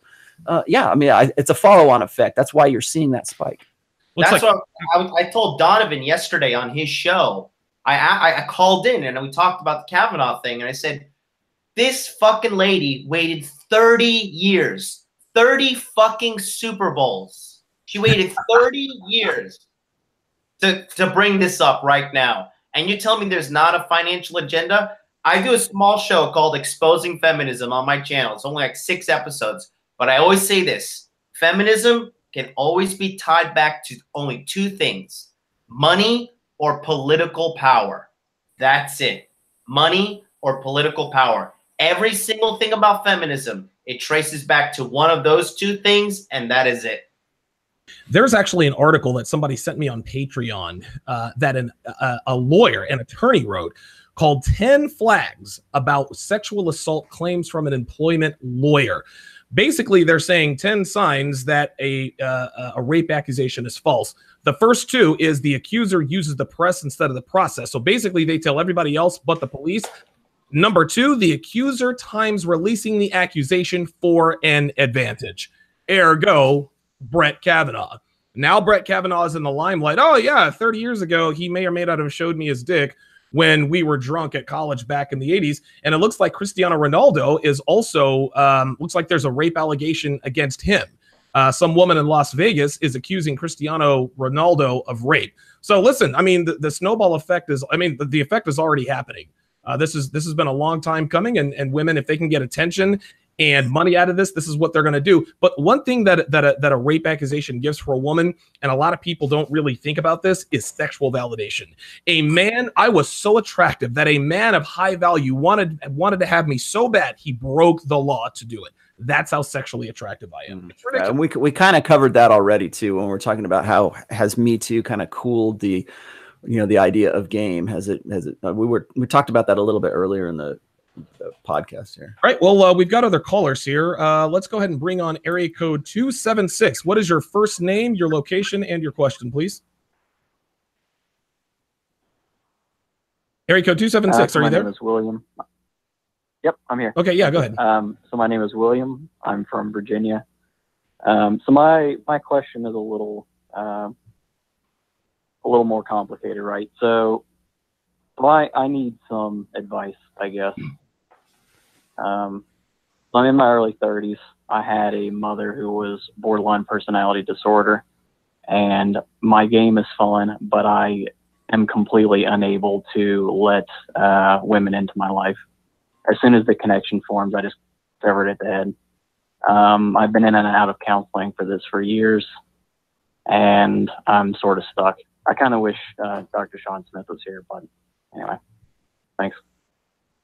Okay. I think we could probably pass this off to Rolo. It sounds like he's going through a psychological thing. It looks like that sounds red pill rage to me. Yeah, a lot of guys get into that, or they don't really cross the abyss. Like they'll get to a point, and I understand this too. I honestly, we should probably have Dr. Sean Smith on again for stuff like this. But I actually sent him a message a couple of days ago. Maybe we'll do an episode. Yeah, we should get him. We should get him on for this actually wouldn't be too bad of a topic to make a whole show about. But what I'm just going to say is that there's a lot of guys who get stuck. If there is a black pill, the black pill is when guys kind of don't want to cross that abyss, or they don't. And they do so because they don't really trust the end result. Like they've been burned so much that they don't want to go across. They don't want to learn game. They just want to sort of just hole up and go monk mode, like permanently go monk mode. And I think it's, I understand that in some respect, but then the other respect is like, what are you going to do? Are you going to live in a plastic bubble? Are you not going to go out there? And I think really you kind of owe it to yourself I'm not saying don't protect yourself, yes, but I think you owe it to yourself to put yourself out there and to, want to live a better life, to want to include women in your life, to include success in your life, include other things in your life that you want. I think that's one of the things that guys really don't understand, when, especially when it comes to red pill awareness, is like when you have this understanding, a lot of guys get really depressed because all of that blue pill conditioning that they had for most of their lives, they realize that the goals and the hopes that the blue pill taught them are just basically pipe dreams. There's bullshit. There's like, they're Disney dreams of soulmates and shit like that. And then suddenly you get the red pill that comes in there and says, you know what, guess what, guys, there ain't no, soulmates. There ain't no, one-itis is on you, and the ideals and everything that you've been thinking about. Well, here's the truth about that. And it doesn't have to be a downer. It doesn't have to be depressing, and it doesn't have to be nihilistic. It's just that you have to find ways to creatively, Goldman, build a new life for yourself based on like real terms, based on the reality that the red pill has shown you, so that you're not living a lie, so that you're not getting trapped up in what I was just talking about, like these guys who get to be 30 years old and suddenly they become, women's most wanted, guy. Well, they don't realize the reason for that is because they represent, that long-term prospect. They don't really, we always say women don't care about who you are. They care about what you are. That's kind of a depressing thing, particularly for guys who have thought for a very, very long time that the blue pill idealism is something that, something that they want to build a life around. And now you're telling, it's almost like getting zeroed out. We've talked about getting zeroed out here before. It's like when you become red pill aware, you're going to zero out your old blue pill self. And some guys have depression about that. Some guys get so nihilistic that they just want to, go live in a shack in the woods somewhere. Yeah. I don't have much to add to that because Rollo, you just covered it all, aside from just acceptance. You just have to accept things are the way that they are. And accept can't get pissed at it, right? Accept the fact that there's more potential, and there's more good stuff that can come from you being red pill aware than sticking your head back in the sand and becoming this, purple pill kind of guy who only wants to take what he accepts and what's comfortable with about the red pill, and then trying to achieve his blue pill dreams and goals with red pill awareness. You will never do that. In fact, that's a recipe for exactly where this guy is right now. So if you become red pill aware and you go, oh, I can use all this red pill knowledge so I can, get my soulmate, it ain't going to happen. One of the things that Sean and I talked about, and I'm really going to try to get him to do this episode now because I think it's paramount. When your safe world theory collapses, so your belief, like Rollo's talking about, like your blue pill conditioning, that Disney-esque, sort of thing. When that safe world theory collapses, you kind of have to create a new belief system. And if you've taken the red pill and you're ready to accept it for what it is, then you can build that new belief system and operate in that reality. But it's like, it's like you've got your legs stretched across the chasm where and you can't see, but you got one leg on one side and the other leg on the other side, but you really haven't transitioned. It's fucking exhausting standing like this for a long period of time, right? Like you've got to figure out how to accept and adapt and move forward. But I'll leave it at that. I know we have a bunch of callers on the line still. Yeah, we do. I think I just saw him in the chat. He says my issue is more complicated. Like, I get it. We're not. This is probably something that Dr. Sean Smith could probably address, because it's easy to say, hey, just accept it. Well, it sounds like he's accepted it, but here's the flip side. The silver lining is that girls probably can't get enough of him. A guy who cannot connect with a girl emotionally is a guy who's going to get a lot of pussy. That's for sure. Let's go back to the phone lines here. Looks like area code 316. Give us your name, your location, and your question. My name is Jack. Can everybody hear me? We can hear you. Oh, that's a good thing. Gents, thank you for having me. Rollo, I can't say anything that hasn't been said before. And Donovan, I want to address something that has been brought up in the comment section lately, that some pencil neck pocket protecting so-called red pill motherfuckers think you don't belong in the red man group. They are actually wrong. You bring a lot of value to this group in a way no one else can. Now, my question is, my friend and I were sparring a little bit because we have been hacking Tinder and we are getting a lot of lays and dates lately. But well, you've got, and we came out in this, and this is not some versus he versus him kind of drama whoring, but it was, you've got the red pill philosophy, and you've got the so-called Jordan Peterson philosophy that says chase what is meaningful, not what is expedient. And well, in the red pill community, it has been well known that we're on the decline. And we were wondering, are we part of the problem? Dating these girls and, well, sleeping with them on one-night stands and things like that. They want it as well. No, that it's all consensual or whatever you want to call it. But we could, and this is the Jordan Peterson, say no to them and not being part of their notch count, which would make them high value. But on the other hand, why should we? Why should we not date and sleep with them? Because if not us, then someone else. There you go. So I'd like to get your taste on this. Yeah, I've had, if I can go first here, I've actually had conversations with a really good friend of mine in Atlanta, and the sentiment is always the same. Like the mindset is like, if I go out on a first date or a first meetup with a girl, she's going to have to protect me from me. What this means is I am going to try to sleep with you. You are attractive. I'm a man. I'm going to try to sleep with you because this is what I am biologically hardwired to do. Now, if you allow me to sleep with you, then not only have I lost all respect for you, I'm not going to consider you for anything other than just maybe a fuck buddy arrangement. This is how it is. However, if you want me to have respect for you outside of just sex, you need to protect me from me. I'm going to try to sleep with you, right? Like, this is what I'm going to do. But if you want something other than just sex, then you need to just say no. And if you are if you're an amiable person, if you're pleasant to be around, if you're feminine enough, yeah, I've got no problem with maybe doing a second or third date. You've got to give me a reason to come back other than sex. And, you know, listen, a lot of guys say, yeah, we're part of the problem, this, and that, and the other. Well, I agree with you. If you don't sleep with her, then someone else will. Yeah. And to the guys who think I don't belong on the Red Man group, I don't care. That stuff rolls off my back. I don't give a shit. I just want to add to those comments. I'm going to take a different perspective on it because I get the feeling that a lot of guys aren't making themselves their own mental point of origin. You know, their purpose isn't a priority. Like, they're not chasing excellence. They're mostly chasing women. And when I hear questions like that, like, you know, what about this and this and the philosophy around that? It's always tied around women. And I've been hearing that theme over and over again, but why do you need to put so much focus on it and question, well, if I do this and I do that, and if I don't do that, then somebody else is going to do it, sort of thing. Work on yourself. Make yourself your own mental point of origin. Make yourself the priority. If a woman comes into your life and she compliments it, then maybe allow her to stay longer, right? Sort of thing.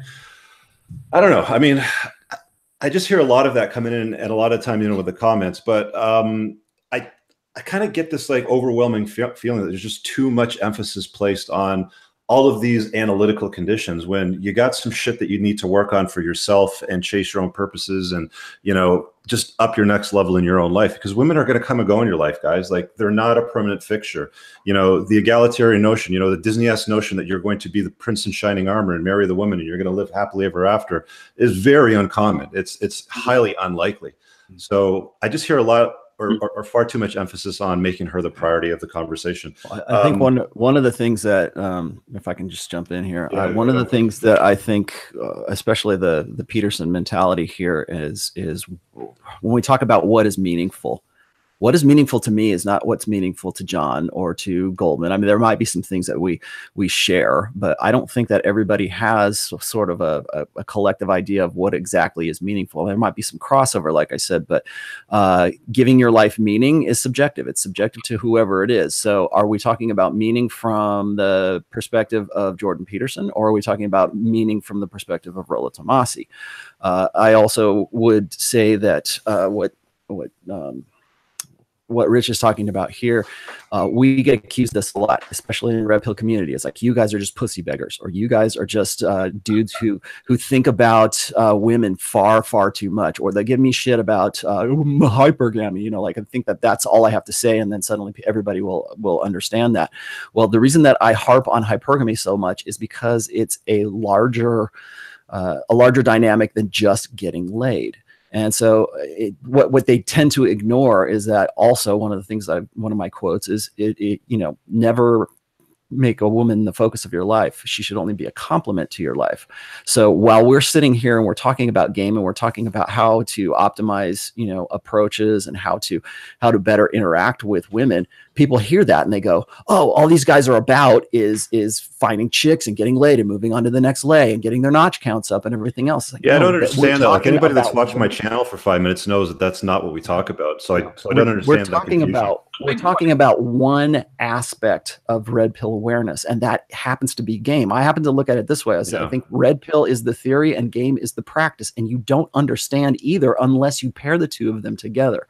So to say it's all about game is wrong, and to say it's all about red pill awareness is wrong. You have to pair the two of them together, and you have to have that practice because one informs the other.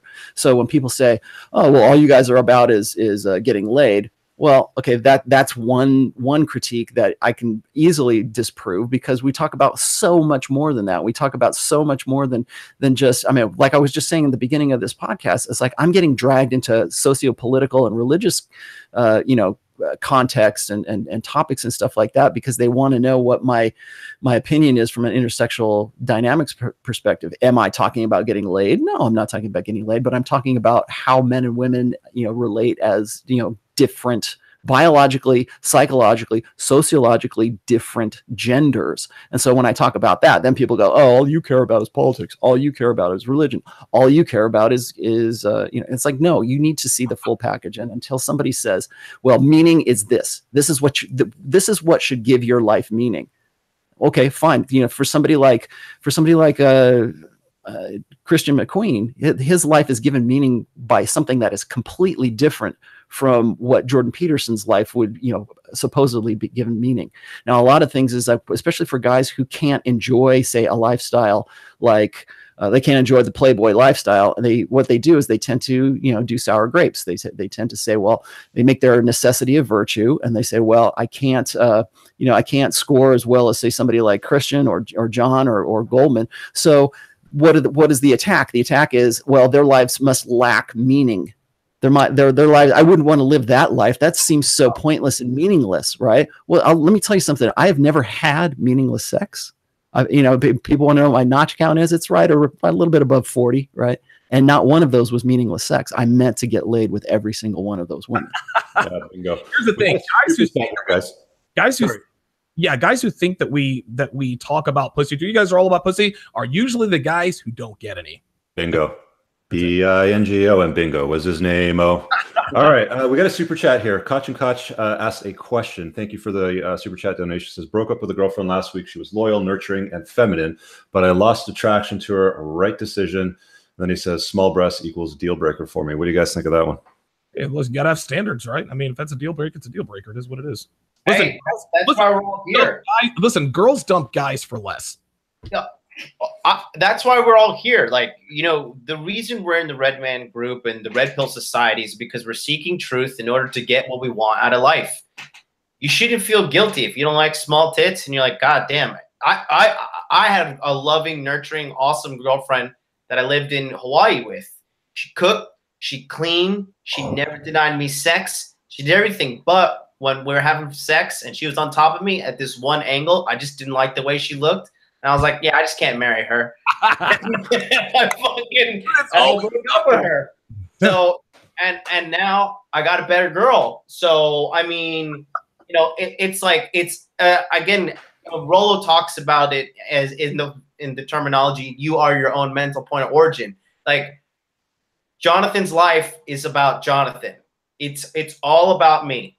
And I'm a good guy. I'm not out here fucking people. But I'm in life for me. So if it wasn't for the red pill, then I would never have gotten this mindset. So the fact that you had the balls to stand up for yourself and be like, hey, you know what? These 8 cups, they're not cutting it.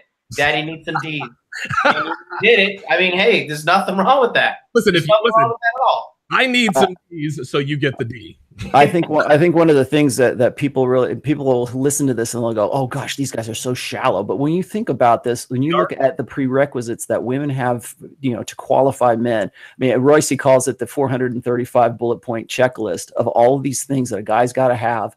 And that's not to say that every woman, sticks to those standards. But if you look at the standards that women have for men, and then you look at the standards that men have for women, those are some pretty, if you're going to disqualify a woman because she looks, she doesn't quite look the way that you want her to be. Well, guess what? Though you have so few prerequisites for a woman that, in comparison to a woman, that those have to be some pretty important prerequisites. So if that's the case, then you're well within your own rights to say, you know what, this isn't working out for me.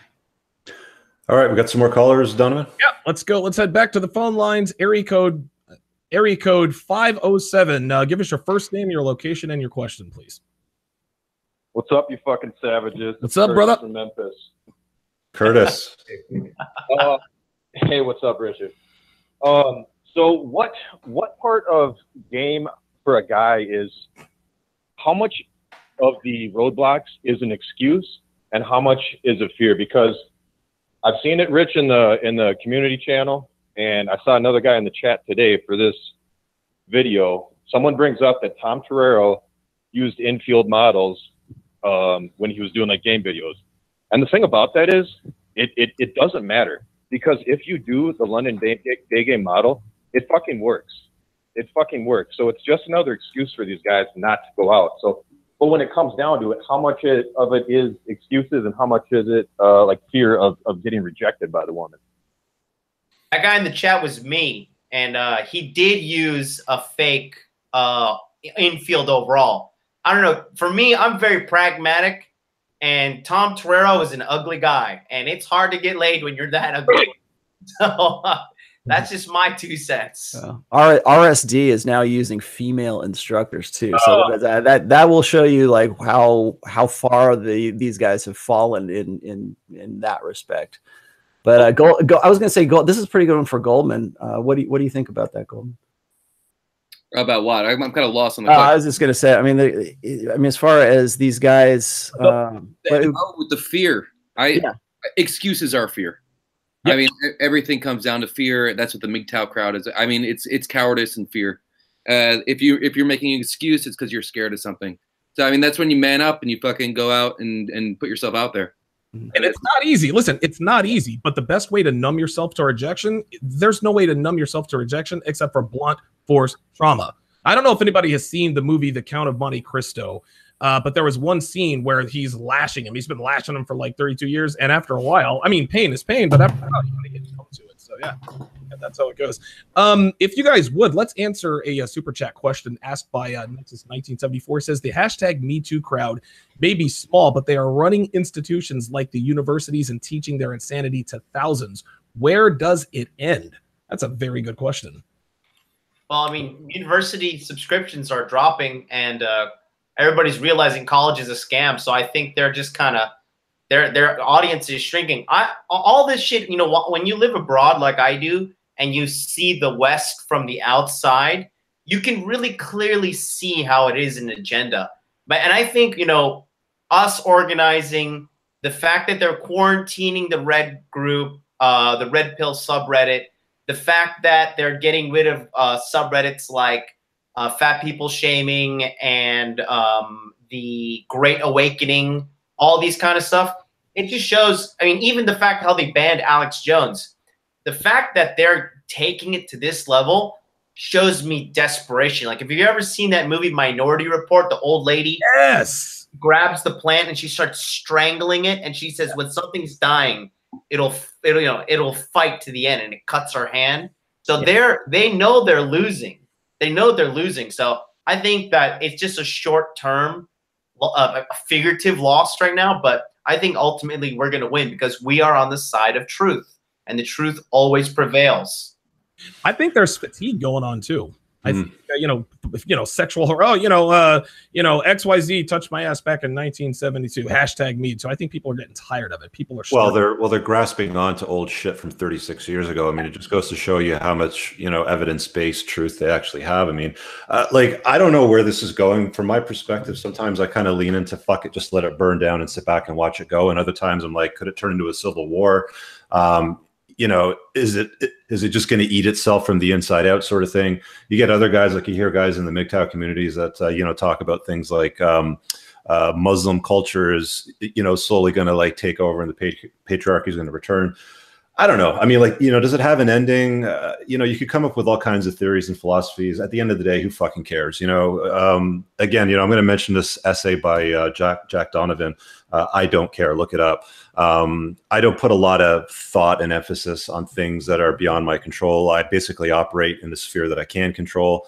My dad told me one time when I was young, he goes, look, the only part of the universe that you can control is yourself, and that's it. So allocating too much in the way of energy and resources, trying to solve problems like, outrageous Me Too agendas and feminists, just who cares? Fuck it. Let them just eat themselves up, whatever. Yeah, and speaking of the last time I had a conversation with Jack Donovan, we talked about this. We get asked about this all the time. How do you win the war against feminism? Yeah. The war is in our heads, right? And this is what we both agreed upon. It's a spiritual war, so that means it's in your mind. It's your choice to be happy. I mean, fight the good fight, but in the end, it's about your mindset. So again, understand this stuff, but have the proper mindset. The war is in your head. Don't let it's a lot of negativity, and it's like I look at it like a pig, and a pig wants you to get down in the mud and roll around with it and get dirty with it. And if you just don't engage it, if you don't get into that conversation, it's fine. Just let it fucking roll around in the mud and eat the shit that it eats. I mean, understand what pigs do. Right. Understand that pigs roll in the shit, but you don't have to roll in the shit with them. True. Exactly. All right, let's go back to the phone. You cannot negotiate genuine desire. You also cannot negotiate genuine belief. And one of the things that I think I've talked with Jack Donovan about this as well, is that when you're dealing in the realm of ideas, those are some pretty powerful ideas. Now, imagine if the powers that be were on our side, if they were really all about, red pill dynamics. They were really about the truth of red pill awareness. Imagine if everybody was on our side. What you would have is a lot of people who just basically agree with your own ideas. So is it a war of, is it a war of attrition? Is it a war of this, or is it a war of that? It's a war of ideas. And I think that's, broadcasting those ideas and making other people aware of the ideas and making people aware of red pill dynamics. That's what I'm all about. And that's what I'm going to continue to be all about. So how am I going to fight the war? I'm going to fight the war in the realm of ideas, because when I'm gone, my ideas will still be here. Exactly. All right, let's go back to the phone lines. Area code 832. You're on live with the Red Man Group. Give us your name, location, and question. Hey, good morning, you guys. It's Miguel from Texas. So the topic is guys approaching women. I don't really have questions. Just wanted to share with you guys an observation that I've made.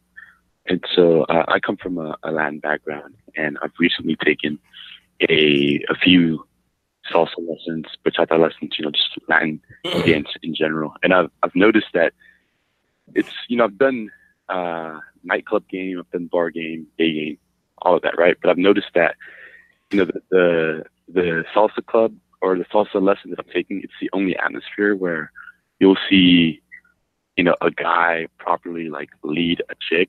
And then you'll also see that chicks also approach guys. And so I think that my only connection that I could make with that, in the Latin culture, there's a higher emphasis on family. And so with that said, it seems like when there's a high emphasis on family, men know their roles, women know their roles, and, both genders act accordingly. So I just wanted to get you guys' opinion on that. Yeah, thanks for the call, Miguel in Texas. Yeah, listen, I tell my guys this all the time.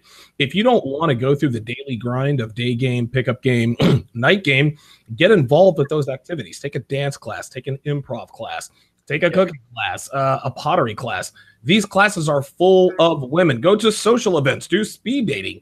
These are social events where women are open to social interaction.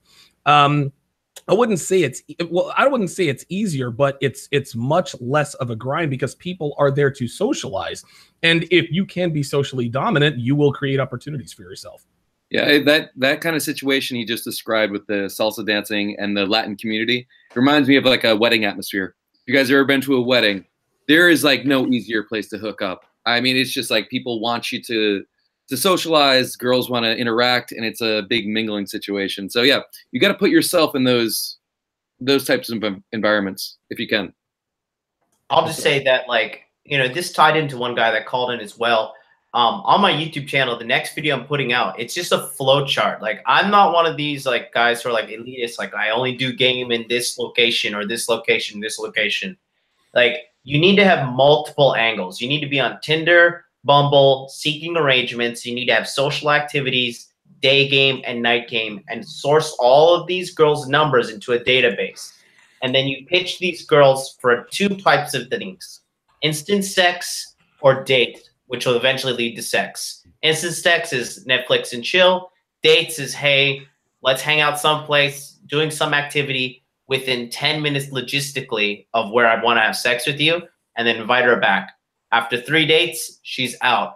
If she doesn't say yes to the instant sex, Netflix and chill situation, if she says no to both of those, she's done. Get her out and keep on building your sexual database. That's how I approach dating, and that's how I do it. You know, that reminds me of a question I was going to ask both of you guys, and Christian, if he was here, is do you think that dating is dead? Because about 2 episodes ago, when we had Anthony on, I think it was, we were talking about how if within like a few minutes of meeting you, a woman sort of pegs you as either being the kind of alpha guy she wants to have short-term sex with, like maybe even that night, or your boyfriend material. You're going to be the guy that she, you know, wants to make you wait, you know, at least 3 dates or whatever to get with you, but she sees you in a different light. And I think that's one of the things that's sort of separating, it's kind of corrupted dating, I guess. But I mean, do you guys see this where like you get with a woman who is, you know, instantly pegging you as the alpha she wants to have sex with? And what do you do if you're not that guy and you realize that she sees you as I won't say beta, but I guess beta dating, a dating opportunity? Because it seems to me like there's alpha fucks, beta bucks, right? So it's going to be like women are, you know, separate you into 2 categories. It's a short-term sexual fling, and then the guys, everybody else pretty much, and the guys that she's going to make jump through hoops. So do you guys see this like kind of destroying dating, Goldmund? Well, personally, my dating life has improved so much this year. I mean, actual dates. I used to be all about one-night stands, like go out there and be that fucking guy she wants right then and there. And then, like we were talking about before, the online dating kind of corrupted the nightlife scene. But dating this year, I'm on a mission to make dating great again. Like, really, like dates are fun if you're there and you're having an actual connection with them. And like I was talking about, the meta conversation about the fucked up sexual realm and how people aren't having the connection. If you can have that conversation, it's a great date and you actually get to connect with another human. And I'm experiencing a peak in this. My dates are better than they have been in the past few years. So I think the way you work the system is going to determine whether or not your dating life is fun or not fun. It's all. I'm in like completely opposite boot camp there. Like before I even step foot on a date, I have already planned like down to the minute where I'm going to try and invite her back. Like I've got penetration in mind the moment I step into the date. So I'm a very calculated man, and I have a very salesy background. So from the moment I sit down, I'm just like, all right, let's see how long it takes to close this one. And if I could tell Rolo, if I can tell she start like trying to like beta bucks me or trying to set some obstacles, I stomp it out right there. And as soon as I notice that, okay, this is going nowhere, I'm like, all right, check please, gotta go. On to the next one. You got any friends? You know any social events where I can meet girls? I'm out. I'm out. No time for the shit testing, eh? I'm Richard Cooper with the time wasting. I don't fuck around. Like if I know this is not going anywhere, I am not here to be your friend. I have plenty of friends. I'm on the fucking Red Man group. I got some great friends. Mode 1, yeah. I want to go to the super chat over here because we got something from iBo. 20 euros. Thank you very much. And they asked, you talked about workplace before. A girl at my workplace was giving me heavy choosing signals. So I asked her out. She said no. And now one day she's silent, almost fearful. And the next day she's hyped up. How do I treat her now? Oh, Jesus, listen, your first mistake was asking her out. Right. And of course we can say, well, you shouldn't have done that. That's like showing up after the house burns down. Well, you shouldn't have left the stove on. Right. But at the same time, I mean, if a girl's leaning in, she's flicking her hair, she's fluttering her eyes, wearing the short skirt, walking over to his cubicle and sitting down like this and going, hey, how's your day going, sort of thing. She's going to get asked out. So let's kind of deal with what the next steps are. Yeah. I would ask her out and leave as least amount of physical proof as possible. Like, think like a lawyer. Like, can she prove that I've asked her out in a court of law? Like, that's how I think. So I'll catch her in the parking lot and be like, hey, what's up? I see you're looking at me. And I would do my $5 Starbucks date is when I just go with them. You pay for the Starbucks, $5 her limit. Like, I tell her, I'll spend $5 on you. You can't get a venti. And, you know. Take her out, oh, sit her down, and listen to her life story, see if it's going. And at some point during the conversation, you bring up something that you like to do. What I used to do is say, because I travel a lot around the world and I take my video camera with me and I film videos. I'm like, hey, I used to go swimming with sharks in Hawaii. And this is when I went to some sketch ass temple in Thailand. And they'll be like, oh my God, I want to hear that. I want to see it. I'm like, yeah, let's go back to my house. Let me show you it. And in all reality, she knows what she's coming back for. I know what she's coming back for. And if she says yes, you know, she's coming to Pound Town. If not, then it just never happened. And she can go to HR and be like, well, he said this. Like, now she's lying. I don't know. She's crazy, man. Like, I just took her out to Starbucks. Here's the receipt. I bought her. I didn't let her get a venti.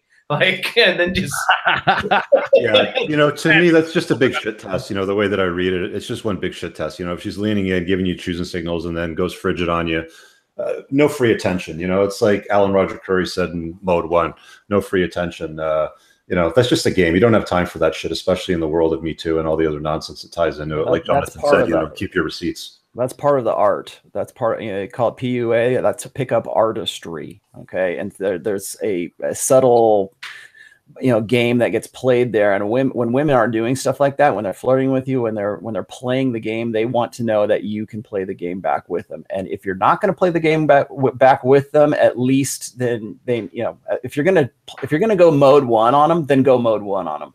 But don't mistake that you know, don't mistake that flirting for, you know, they're going to say, well, this was a sexual invitation. Understand that your place of work is not a sexual zone. So that's why I agree with Jonathan. If you're going to do that, take her off of out of a non-sexual zone and put her into a sexual zone. Say, you know, hey, do you want to go have coffee? I mean, I'm not a big, you know, I wouldn't suggest you go get a coffee date, but I was just gonna say, like, if you want to go out and do something, or if there's some, you know, if you want to have some sort of date where you're going to associate these high dopamine rushes with you, those are the ones that I would suggest. But it just depends. I think you really have to have a good grasp of sub-communications, and you have to, and that's not just for yourself. That's for the woman that's coming on to you as well.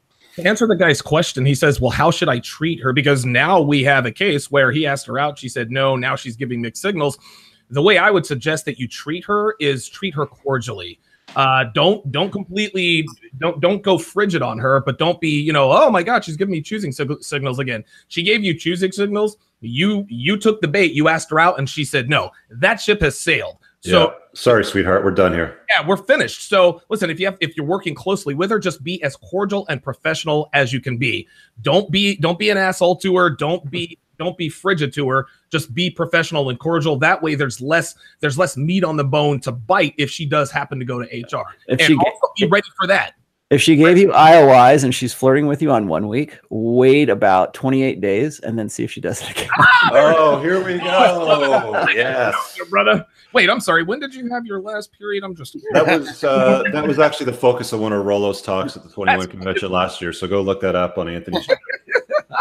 Guys, we're coming up on the 2-hour mark. Do you want to take one more caller? Do we have anything else in line before we wrap up? We got one more. We got another call on us. Let's go to area code 214. You're on live at the Red Man Group. Give us your name, location, and question. Area code 214. Going once, going twice. Yeah, 214 is gone. Let's go to area code 704. You are on live at the Red Man Group. Give us your name, your location, and your question. 90 seconds. Hey, my name's Brian. I'm from North Carolina. I wanted to talk about how you guys were talking about how Tinder might have ruined games for most men. I don't think it's that way. Honestly, I think it kind of boosted it in a way. It's sort of like doing this whole natural selection / feeding through the weeds and shit type of deal, if that makes sense. I don't know. 60 seconds. Basically, I think that doing shit like that, it brought female attention span down to like fucking almost childlike, right? To where they can't focus on one thing for more than like 30 seconds. I personally use Jerk Boy game. I don't know if you guys are familiar with that. That's yeah, we've heard of it. We've heard of it. Yeah, it's the Heartsease thing. I use that along with, I guess you could call it the lightning rod for like emotional fucking drama or whatever the fuck you want to call it, right? I use that shit and it works pretty good for me. I recommend everyone really looking. But I wanted to hear your thoughts on that. I'm not familiar with it. If anybody's heard about it, chime in. I'm not sure what his question was. I think it was just more of a comment. I mean, I think what he's talking about is like, what do you think of Jerk Boy game? I don't even know what Jerk Boy game is. Like, what is that? Goldman knows what it is. Jerk Boy game is asshole. I mean, I think Heartsease wrote about this a while back. It's the overly cocky, like it's confidence that's not from. It's just being an asshole. It's irrational self-confidence. That's it. Irrational. Oh, okay. Yeah. I mean, this depends on where you are in your personal journey. Like if you're at that point, like when I was first learning game, that worked. Like being irrationally self-confident worked because I was still working on my confidence. It depends on where you are. Like right now, I wouldn't do that because I'm kind of repulsed by it now just because I've evolved as a person. But I mean, if you're at that point, go ahead, run with it. If it works, it works. Well, I think a lot of people don't understand the secret about confidence. Is like one of the reasons that you and I think you're right about this, Goldman, is like in certain stages of your life, you are probably more prone to kind of like this jerk boy or cocky funny attitude. And the reason for that is because you're at a point in your life where you're so confident that you expect other people to, get that confidence from you just by hanging out with you. The jerk boy game is just basically running with this super high, like Royce calls it, irrational self-confidence. And it's just building yourself up. And I think for some guys it works really well. But to suggest that like anybody could do it is, I think a lot of people, there's a lot of room for error in that. So if you have to, it's like, what is it in 48 Laws of Power? They say, enter into action with boldness, and any like missteps that you make are covered over by more boldness. And that's what Jerk Boy game is it's overcoming any kind of, if people doubt you, or if they go, you're not really as full of yourself as you really are, then you counter that with even more. So it's like manufactured alpha cred sort of thing, right? Yeah. Kind of a make it till you make it kind of deal. Mm-hmm. I mean, it makes sense when you're a young man in your early 20s. That's kind of makes sense. Mm-hmm. Like I kind of forgive these guys for that irrational self-confidence, because that's what guys in their early 20s do. So that's all you got. That's all you got in your early 20s, right?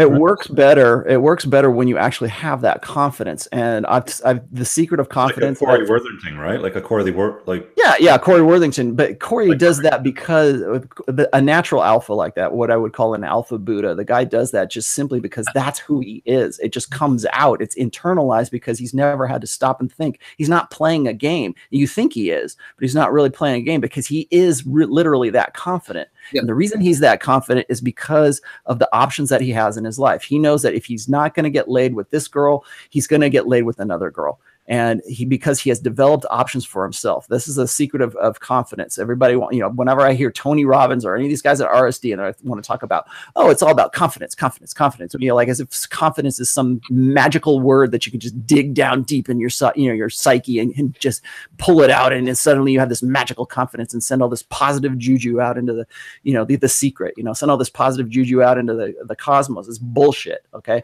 Confidence comes from options. It is derived from knowing that if this shit doesn't go down, something else will, and you have the capacity to generate even more options. Should you, should this great, I got 4 more on speed dial. One more reason why I say it's necessary for guys to spin plates. So is cocky jerk boy game going to work for you? Yes, if you're authentic about it. If you have an authentic confidence that is derived from the options that you have before. Yeah. I'd say that it works in nightclubs as well. One of the guys from the chat group is a DJ here in Tokyo, and he's actually a diehard fan of Rolo's. And he took me out to this club, and one of the girls was dancing. She was tall, she was good looking, she was a sexy girl. And I guess I got like in her bubble when I was walking past her, and she pushed me, and I turned around and I pushed her right back, and she looked like she was gonna shit all over herself. But I tell you what, her fucking attitude changed, and she looked at me in a way like her look was just like, I cannot believe a guy has actually stood up to me. So like I would say ultimately jerk boy game, if more guys were like that, I think everything would be better in regards to female behavior. Because the only reason American girls have gotten this out of control is because guys have allowed it with their collective passive behavior. Like guys in Japan have ruthless beauty standards for these girls. I don't know if any of you guys have been to Japan, but I fall in love like 15 times a day just walking back and forth from the station, because there are beautiful, stunning girls everywhere, because Japanese guys are constantly asking their girlfriend, why are you fat? Like, why aren't you looking so good? And the girl weighs like 100 pounds and she's a fucking solid dime piece, but the guys are just on them always, always, always. And that's part of the Japanese mindset. So ultimately, if the jerk boy game is authentic and it's real, fuck, even if it's not, we could use more of it. Okay. All right. So on that note, let's wrap up, guys. We'll do some closing comments sort of thing. Just some final notes. I see in the comments 1 or 2 times somebody has asked if the Red Man group is using Patreon yet. We'll set it up. It's like we're going to be offering perks to you guys in the future with some premium sort of stuff. But every Saturday, 10 a.m. Eastern Standard Time, there'll be a broadcast. You'll see special guests from time to time. The panel will change from time to time, of course, but the theme will continue. So with that being said, closing comments from the panel, if anybody has anything to say. I want to drop in one real quick thing here. As Anthony just texted me one thing. He says open hypergamy is kind of turning dating into a beta tell. Okay, so if a guy is coming up and he's one of these dudes who wants to go 3 dates and he's looking for that long-term special snowflake unicorn. What'd you say? Llama unicorns? The llama unicorn. Looking for the llama unicorn, right? Well, when you approach that way, and a lot of guys think, I think we probably should have talked about this a little bit, but when we're talking about beta game, everybody has a game of some sorts. Everybody that has some methodology in their head that they've been taught or they have learned throughout their lives as to how to best go from being single to getting with a girl. Now, how effective that game is what's really in question. But I think a lot of guys right now, because of the state that we're in, with like what John was saying about American women, Westernized women, or just depending on whatever your culture's women are like, it seems to me like if a guy is already coming in on the beta tip, or if he's already coming in as I'm going to be the best boyfriend you've ever had, you're already disqualifying yourself from the alpha fuck side of things. And I think that is going to be more and more pronounced right now. So you're going to see these guys who are going to be, they're going to be Clark Kent, they're going to be the PG or the G-rated version of themselves. And then there's going to be the R-rated versions of guys. And you want to be the R-rated version of that guy. The other thing I wanted to say also before I check out here is, and we should have said this at the beginning, Rich, was we're going to have the Red Man live at the 21 convention. It is going to be on March 15th. We're going to get everybody in studio who has been a part of this show. I believe we're doing 3 separate shows. It might be knocked down to 2, but I think we were doing 3. We have a full sound stage done up for it at the convention. So of course, Donovan, you'll be on that. Everybody, pretty much everybody here who's going is going to be a part of that. We're going to do it live. It'll be, of course, recorded as well. But it's going to be more of like, I mean, if you think Dave Rubin or Louder with Crowder, think of those sound stages where we've got like, you know, where it's a full on kind of talk show kind of thing. Yeah, it's a full on production, guys. Full action. So we're also going to be selling exclusive tickets for that. If you want to be part of the live studio audience for that, we're going to have those available at the convention as well. I think we're limited to maybe 50 or 100 people. I'm not really sure what the limitations are, but it's going to be something that, and it's going to be something. It'll be on a Monday, so we're going to have to like really promote that and push it out there for people to watch the live shows. But it's going to be something special. So so if you're in Orlando Monday of the convention, definitely consider it because it's going to be a great event, super intimate, and I think we're recording how many episodes? Is it 2 or 3? I believe it's 3 right now. We're going to do like 3 90-minute episodes. I think is what we're going to do. Okay. Well, there you go, guys. Tickets are pretty much sold out. I think there might be 1 or 2 left. I think we're done. Yeah. Okay, so it's pretty much sold out. So we'll see you guys at the convention that are going. Those that aren't, we'll see you next Saturday, 10 a.m. Eastern Standard Time for the next broadcast of the Red Man Group. Make sure if you're watching this recording because you missed it live, you hit subscribe and the notification bell to get reminders when the event is created so you don't miss it. And thanks again to everybody that contributed with the super chats. We're looking forward to building this thing into something pretty epic as time passes. Thanks a lot, guys. Peace out. All right, gentlemen.